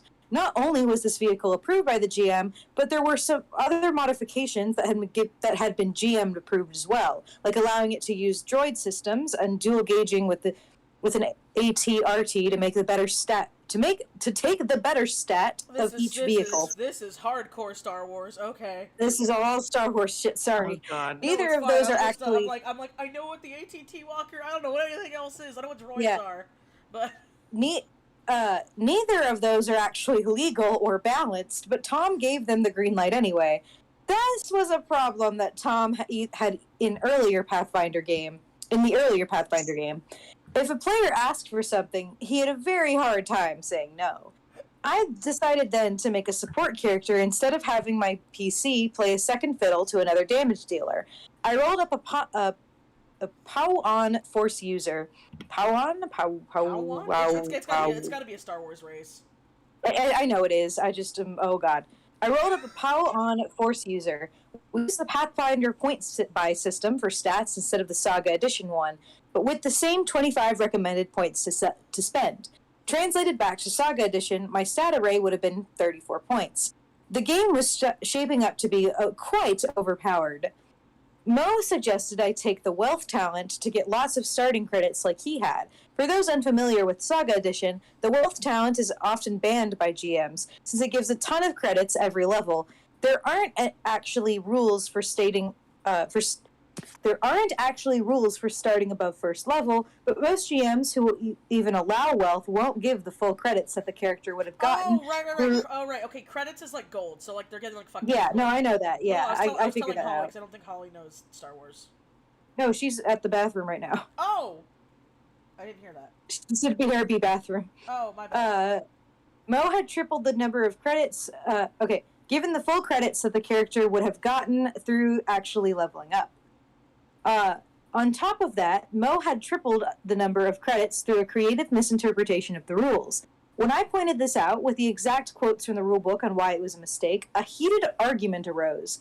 Tom stepped in and said that since he had already approved the erroneous interpretation, that was the way he'd play it.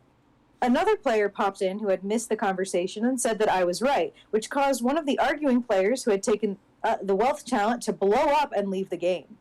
There were other rule disagreements during the course of the campaign. I'm not too proud to admit that I didn't have a perfect memory of the system, and I've been corrected several times in other servers about rules minutiae. Okay. In this campaign, in every case, I was right. but there were still often arguments even when I posted the exact rules. Mostly from Mo, who had several overinflated sense of...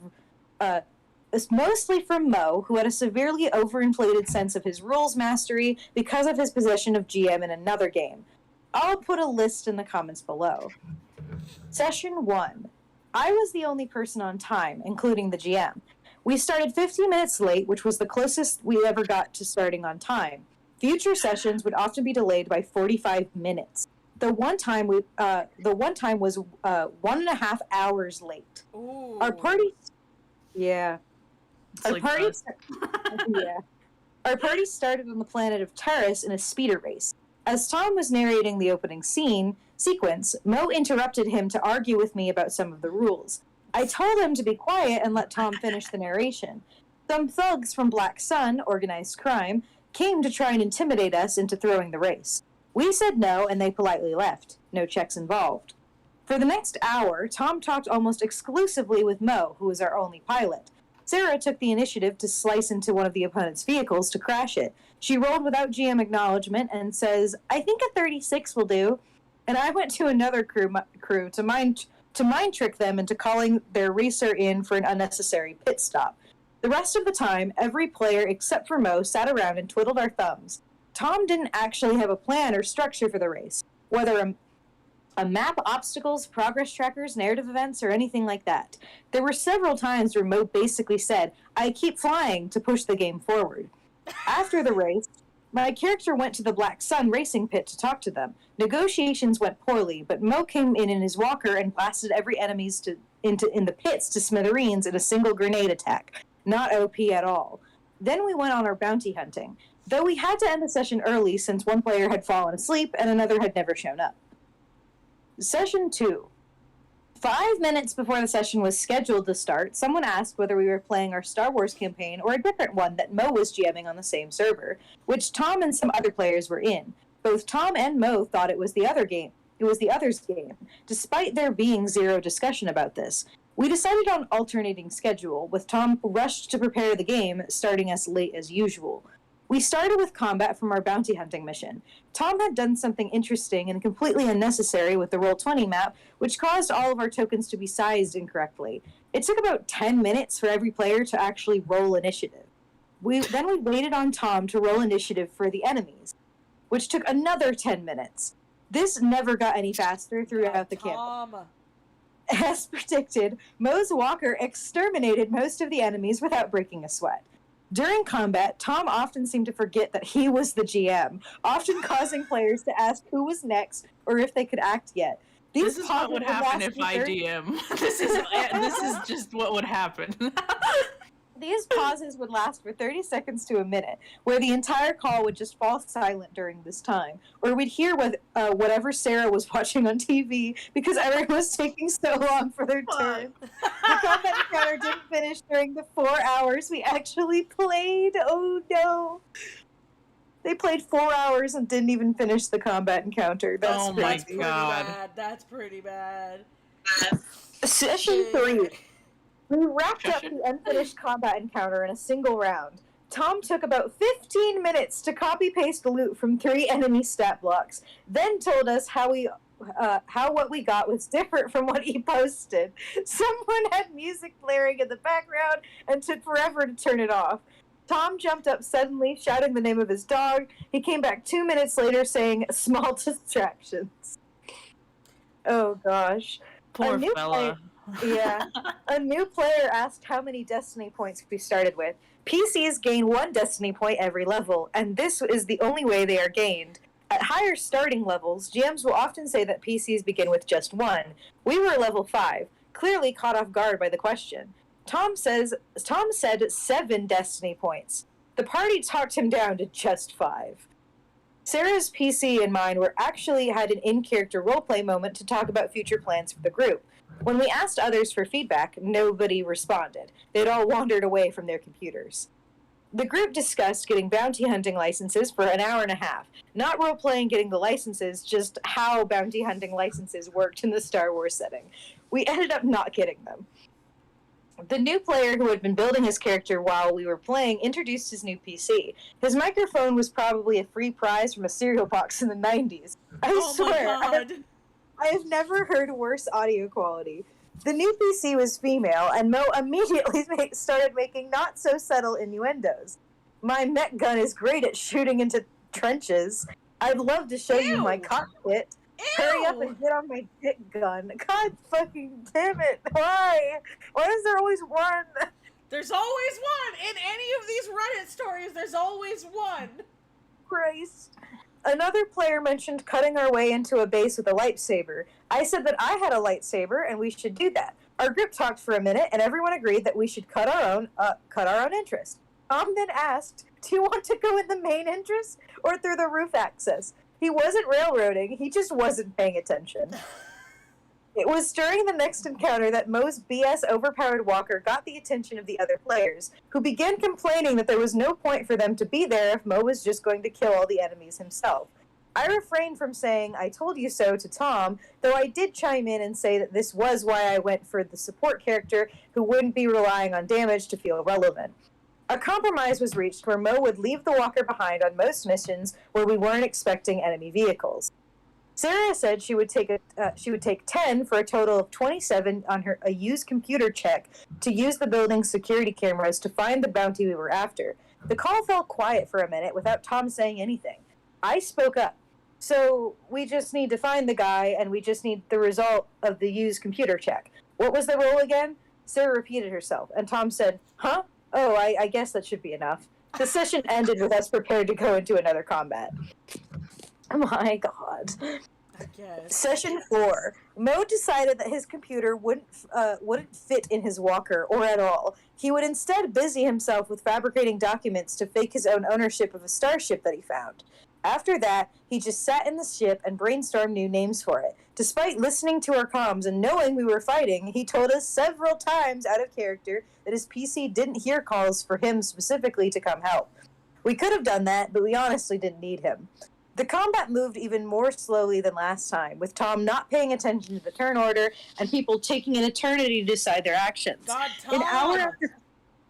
An hour after combat began, I hadn't taken my second turn yet. God. When I did, I rolled really well with a use the force check and ended up killing one of our bounties. One that was supposed to be taken alive. Oops. But Tom handled it, Tom hand-waved it and said that he was just knocked unconscious, despite it being almost double the damage that would have been necessary to kill him. Oh my god. I knew it from Tom's Pathfinder campaign, but it became so obvious to the rest of our party that our GM wouldn't let us fail. A Wookiee PC rolled a 19 after modifiers to intimidate an injured enemy into surrendering. This is a respectable but not particularly stellar check for our level. Not only did the enemy surrender, but also every other enemy in the room, including a boss who hadn't even been injured yet. Tom then took us straight to, after you turn in the bounties to the New Republic, I have a slight hunch that he just wanted to wrap up the session. One player said that he had enjoyed the session so far, but he noticed that most of our time was just spent bounty hunting. He asked if the entire campaign was going to be like that. Tom said no, definitely not. This was just the end of the prologue, and we were about to leave Terrace to go do other things. Session 5, which is the last session, it seems. Something tells me that they were doing more bounty hunting. After the starship encounter to escape from Terrace, we were given another bounty! I knew it! Oh! How'd I know? And Mo bought death sticks and spice. Our group talked for quite some time about narcotics in the Star Wars universe. With a single gather I love their dead ass, like, you want a death stick, and it's a fucking cigarette. I'm like, it's one of the things in Star Wars I like. Mm-hmm. With a single gather information roll, we discovered that the bounty often traveled with a large number of mercenary bodyguards. We were also taken directly to our bounty's location in a crowded cantina. He began engaging us in conversation, but after a couple of exchanges, Mo pulled out his pistol and shot the bounty. Mo was surprised when half the cantina stood up to fight us. Oh. The party was understandably upset at Mo for unilaterally beginning combat. He tried to justify that it was because his character was hopped up on spice, but I spoke up and let him know that he was free to act however he wished. But he wasn't but he was being a dick by deciding things for the party without talking to us and about it before. He said that our characters would have noticed him drawing the blaster and could have stopped him, despite him not actually giving us the opportunity out of character. Bitch, what? We find the Katina. We paused combat shortly after the bounty escaped and ended the session there. I later let the group know that since I'm moving to a different time zone, the game is no longer at a convenient time for me. This is true, though it also gives me a very handy excuse for not continuing with the game. God. Oh my lord. That's what I worry about when it's like we have nice items. So I'll be right back. If you guys could entertain the chat for me, I'll be right back. Hi, chat. Hello, chat. How's it going? Oh gosh. What were you saying, Holly? Said that's what I worry about when you have like so many cool items and so much cool shit you give to your players. It all becomes. I know. God.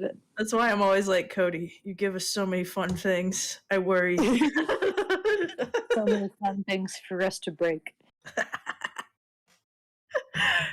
Half of the shit that I find fun though is literally like, it's an outfit. I am such a fucking simp for outfits. I can't help it.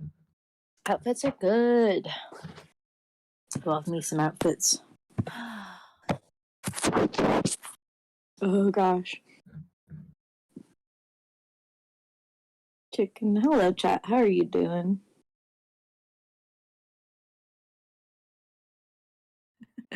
I can't read the chat, so I have no idea how they are in fact doing.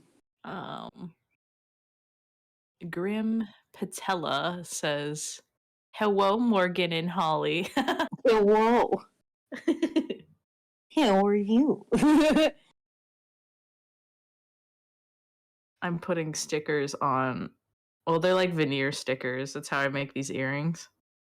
And I gotta say that the pressure is on when I do this, because if it's not aligned properly, then I have to throw the whole thing away.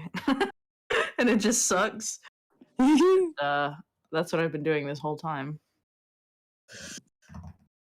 I'm trying to think of earring designs for acrylic, because I have all this acrylic and I've never really used it. And I'm like, wow, you bought all this to not use it, stupid. So I'm trying to think of designs right now while I'm doing this.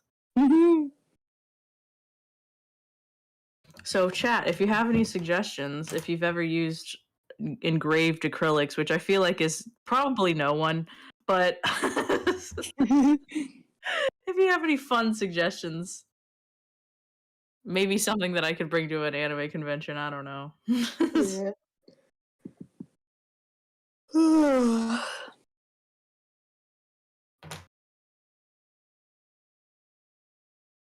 I'm getting really hyped about the Ren Fair. Oh, I'm so fucking excited. I'm so ready. Me too. I need to check up with Quan and see how my costume's going. Hurry it along, Quan. We need to see it. Well, no, I just want to make sure she's actually gonna get it done, because I'm like, oh gosh. Yeah, it's getting close. Yeah, that's how I was feeling. So I'm like, I already gotta go buy like a shirt and stuff, but I'm like trying to figure out what else I need to go grab. So I'm gonna actually just send her a message about it.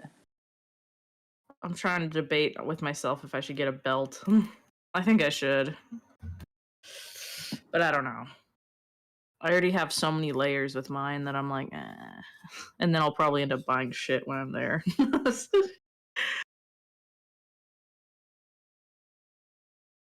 I'm excited though. I've never done anything like this, so I don't even know what there is to do. So it's so foreign to me that it's probably going to be crazy fun. No, I know. I'm so like, we got everybody together. I'm so excited. Like even the drive, I'm like excited to just go drive with friends in the car, party. Hell yeah, same. I just like being in close proximity with friends, considering that's like never a thing that happens with me. So I'm like, oh, and I'm excited in for us real to life. all hang out. Mitchie said by the time we all get out of here, the new season of Dragula should be completely out. Yes. And so I think we're gonna come here and we're gonna fucking watch it in my apartment, because Mackenzie's, I've also gotten her into Dragula and she fucking loves it. So We're all gonna watch it. It's gonna be awesome. Gonna watch fucking 15 hours of Dracula before the Ren Fair. Listen, the moment y'all get here, you're getting your hotel, you're coming to my apartment, and we're just watching Dracula. Nothing else. I mean, valid. Okay. I'm just so excited. Because I think y'all are coming in like the Thursday before, right? Yes. Yeah. So I had to for a minute to remember if Mitchie was, but yes. Yeah. So we're doing because we have like basically we're just gonna have that day, and then Friday we actually have to go there, and then fucking we come back on that Monday, I'm pretty sure, and then y'all leave Tuesday. Y'all leave Tuesday. Which is fine. Just means that we gotta do things. I mean, we have a lot of time though, because a lot of that is like downtime. I mean, the Ren Fair, there's stuff to do, but it's like, you know, there's right. We're not. But how much can we do in a schedule. hotel room too? That's also a thing, especially if we want to watch a show. But yeah, I mean, we could always start watching it and then like finish it like in Discord, and we all just press play because that's how we've been. That's how Michi and I have been watching. What we do in the shadows. But we all have to get like Mitchie Shutter because she's the only one who has it. Fuck, damn it. Or yeah, give us the code. I mean, I might get Shutter myself because I just want it anyway. But because there probably is other stuff on there I'd like to watch. But plus I need to show fucking. I might honestly get it before y'all even come out here because I wanted to show fucking Mackenzie because there's a fucking that thing. There was like a mini contest before the fourth season because they were like because it was basically like here's a bunch of old contestants who didn't win and they're actually trying to get back in the game for the next one, and I need to show her that at some point. Well, Michi will probably give you her code anyway, so you could probably just I mean that's what everybody does with Netflix. I know. What I do? Sharing passwords to stuff. Steal each other's stuff. One person pays for the community web service. Oh no, but of course everybody pays for their own Netflix. What are you talking about? Oh yes, of course. I'm sorry. How could I? What did Scooby-Doo teach us? We all have to pay for Netflix. No, I was just talking about how at some point I probably need to get Shutter so I can just like so I can show Mackenzie the fucking Dracula thing. Oh yeah, because the problem with that is the fact that the Shutter that I have is technically not my Shutter. It's my friend's. Is it Tiffany's? No, Tiffany's a baby. Okay. It's my friend's because we totally don't share my Prime. That's not at all what happens. So I get her Shutter. That's not at all what I am saying. I am a law-abiding citizen. I pay my taxes. So of course I would pay for all of my own streaming services. I mean, it's not a super whole lot of money to get anyway. It's like $5 a month. Honestly, I would recommend. I would totally recommend just getting it for like the 2 months. That way, you and Mackenzie can watch the special. Yeah, I might just do it just because I might find other stuff on there I actually like to it because I'm not a huge horror person. But if there's still like stuff that's like like Dracula that's horror themed, but it's not like no. They have a lot of horror themed stuff. They also have a lot of horror documentaries on there, and I am a for horror documentaries. So I might just get it anyway because I'll probably find stuff on there. Plus, I also know all the good horror comedies you guys can watch too because I'm a horror slut. So yeah. How much longer do you want to stream? I was gonna say probably another like 20 or so minutes, just that way it's like an even number. If that's okay with you guys. That's good. So you want to do another story, or you want to just chit chat and vibe? I'm down for another story. Y'all are down for another story. Let's do another story. Yeah, let me find one. Oh gosh, not that one. I already read that one.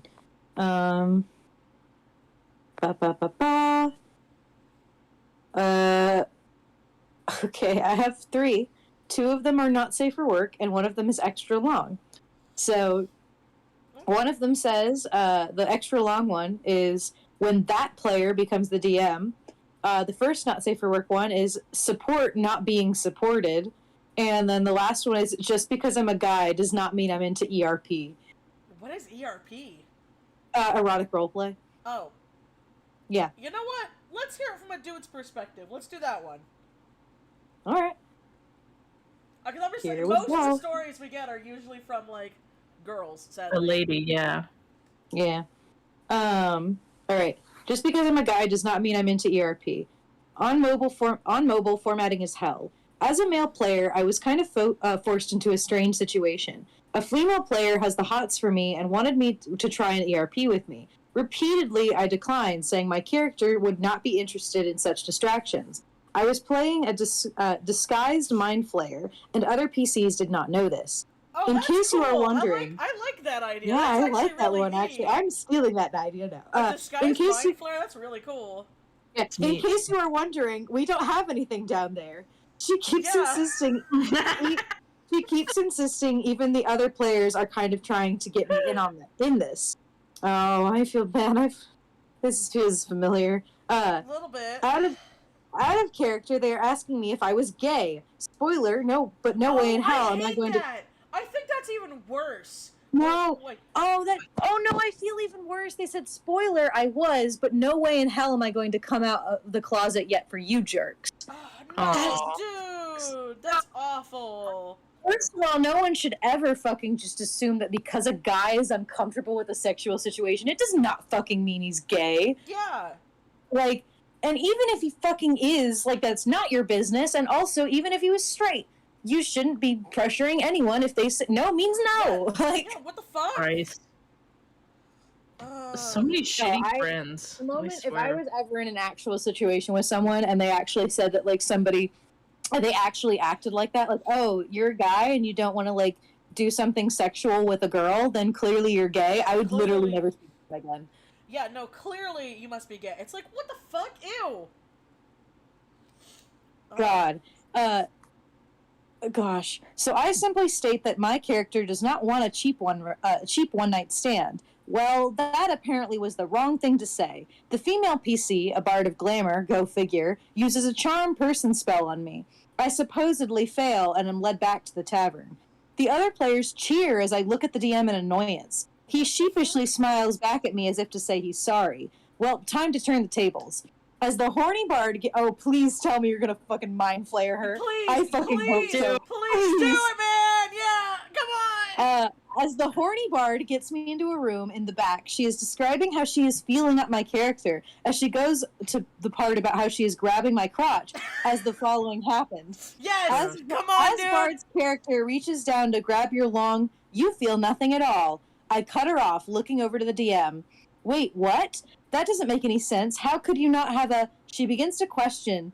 DM, I dropped my polymorph spell. I say, looking back at her. Oh, fucking please. Fuck yeah, dude! Yeah! The DM, a little nervous, begins narrating. As you look down, confused, you look up to see the ruse fall, and standing before you is a Mind Flayer. Wait, what? She says, but I roll a dice or two. I lash my tentacles at you, paralyzing with you with their effect, I say with a grin, as the two other players look like they will beat me up any second, so I quickly state, then I cast sleep and put your character in bed before pulling out an alter memory spell scroll, altering your character's memory to recall you throwing up on my pants. I tuck you in with a quick recasting of disguised self and prestidigitation. I make a vomit mark appear on my pants. With Fuck that, yeah, I leave Mind the room Flayer, dude. and act Fuck yeah, that's great. Yeah. I love that, man. That's amazing. I'm so glad. I would have just fucking Mind Flayered her ass. With that, I leave the room and act upset by this. By the time I act, With that, I leave the room and act upset, as by this time I act as if the charm person spell is worn off. Surprisingly, the bard never tried to do anything like that again. Granted, she also acted rather cold to me from then on out, but in character. But in character, she tried to justify it as her being embarrassed by that night. Hate to say it, but I didn't help, as my character would always recount the tale of how he got charmed person on, and all he got was vomit on his pants. Fuck yeah, dude! Edit. You know what?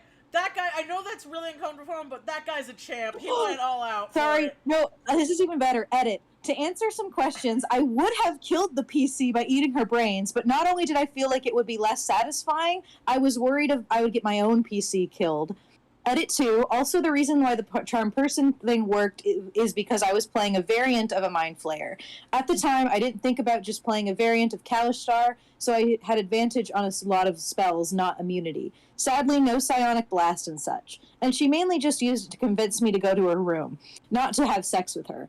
Edit 3. To give some leniency to the DM, this was the second D&D game he ran. He was unfamiliar with all the rules and did apologize after the session. Well, on a happier note, a good DM. Good for him. Like, oh, sorry, I love this. On a happier note, I went to the next session with my boyfriend, and the looks on their faces was a bit priceless. We are still good friends with everyone. Dude, go! Oh, that's great. Good for him. Oh, good for him. You know, honestly though, I'm so happy with how that went. So many of them and so bad. It's like, all right, I'm gonna reach for you, and there's nothing there.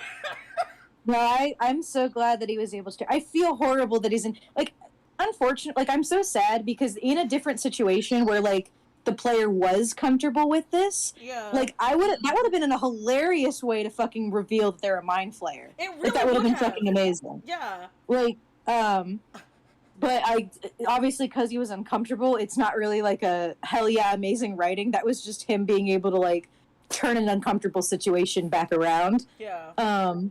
But God, I love that. I want to be a Mind Flayer. That's a really funny concept. Like, that's hilarious. Cody, you better be fucking ready. When Lamp ends, I have so many ideas. Oh no, are we gonna have a polymorphed Mind Flayer in the post-apocalypse game, Morgan? Fuck.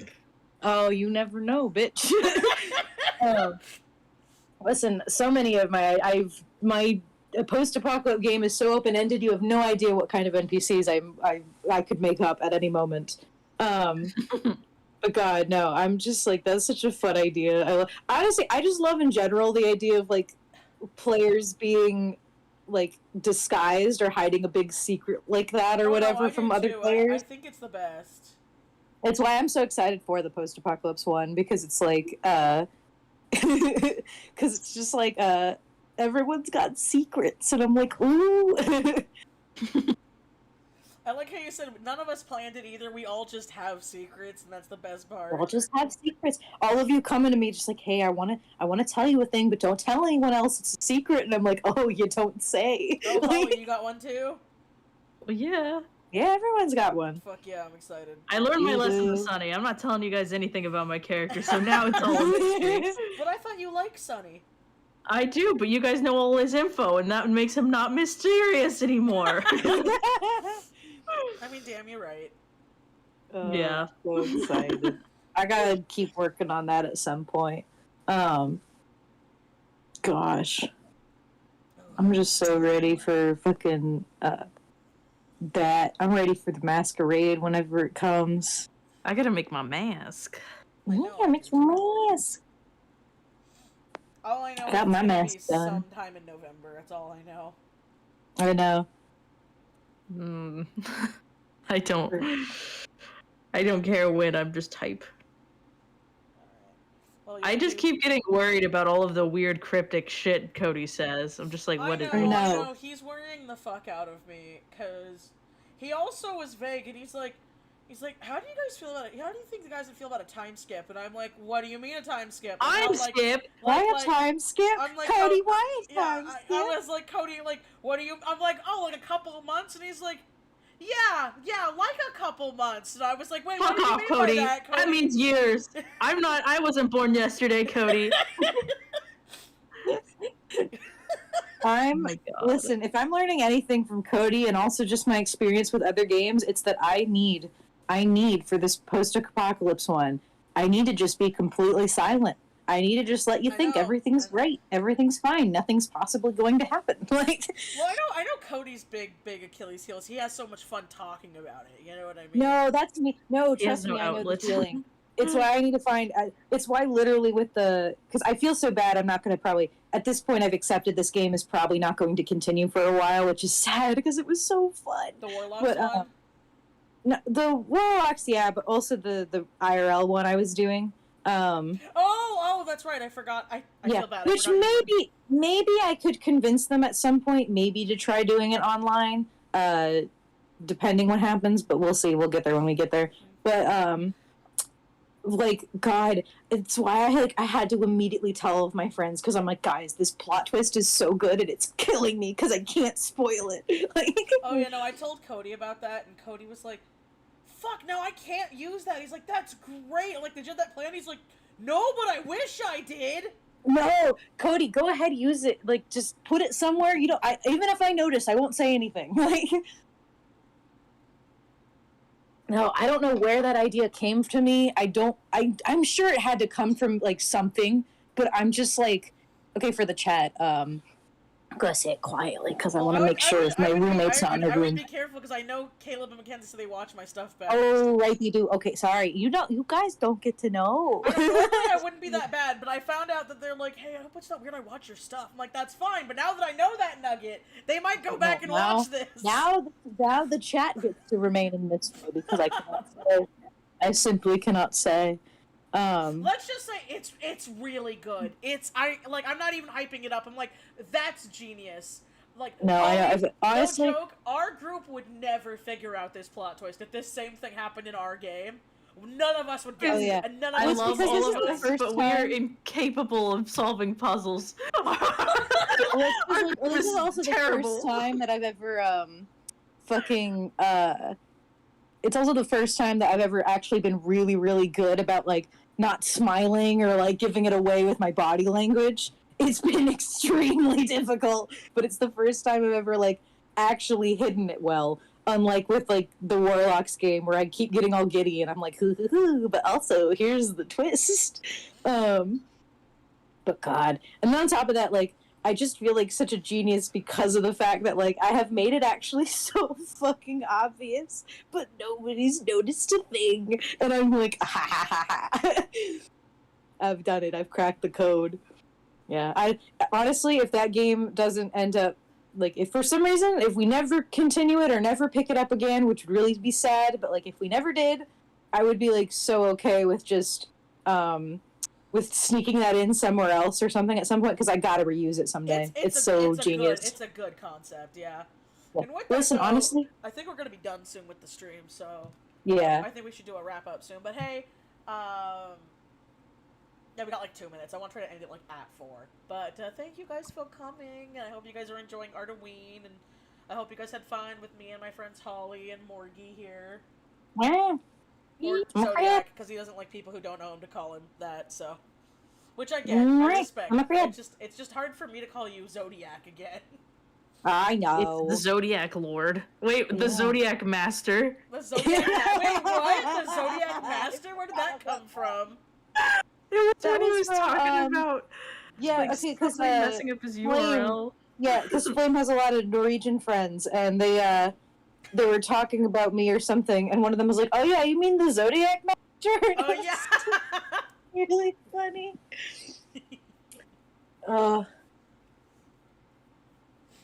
That was a good one. Well, yes. Anyway. I guess I'll reiterate with the stuff that I started with the stream. No, yeah. Thank you guys for coming. I hope you guys are enjoying Art-O-Ween. Thank you, as always, to my patrons and junk. Thank you for the guys who watch the playback. The playbacks really do help. I am doing a sale on my Etsy store all the way until November 1st.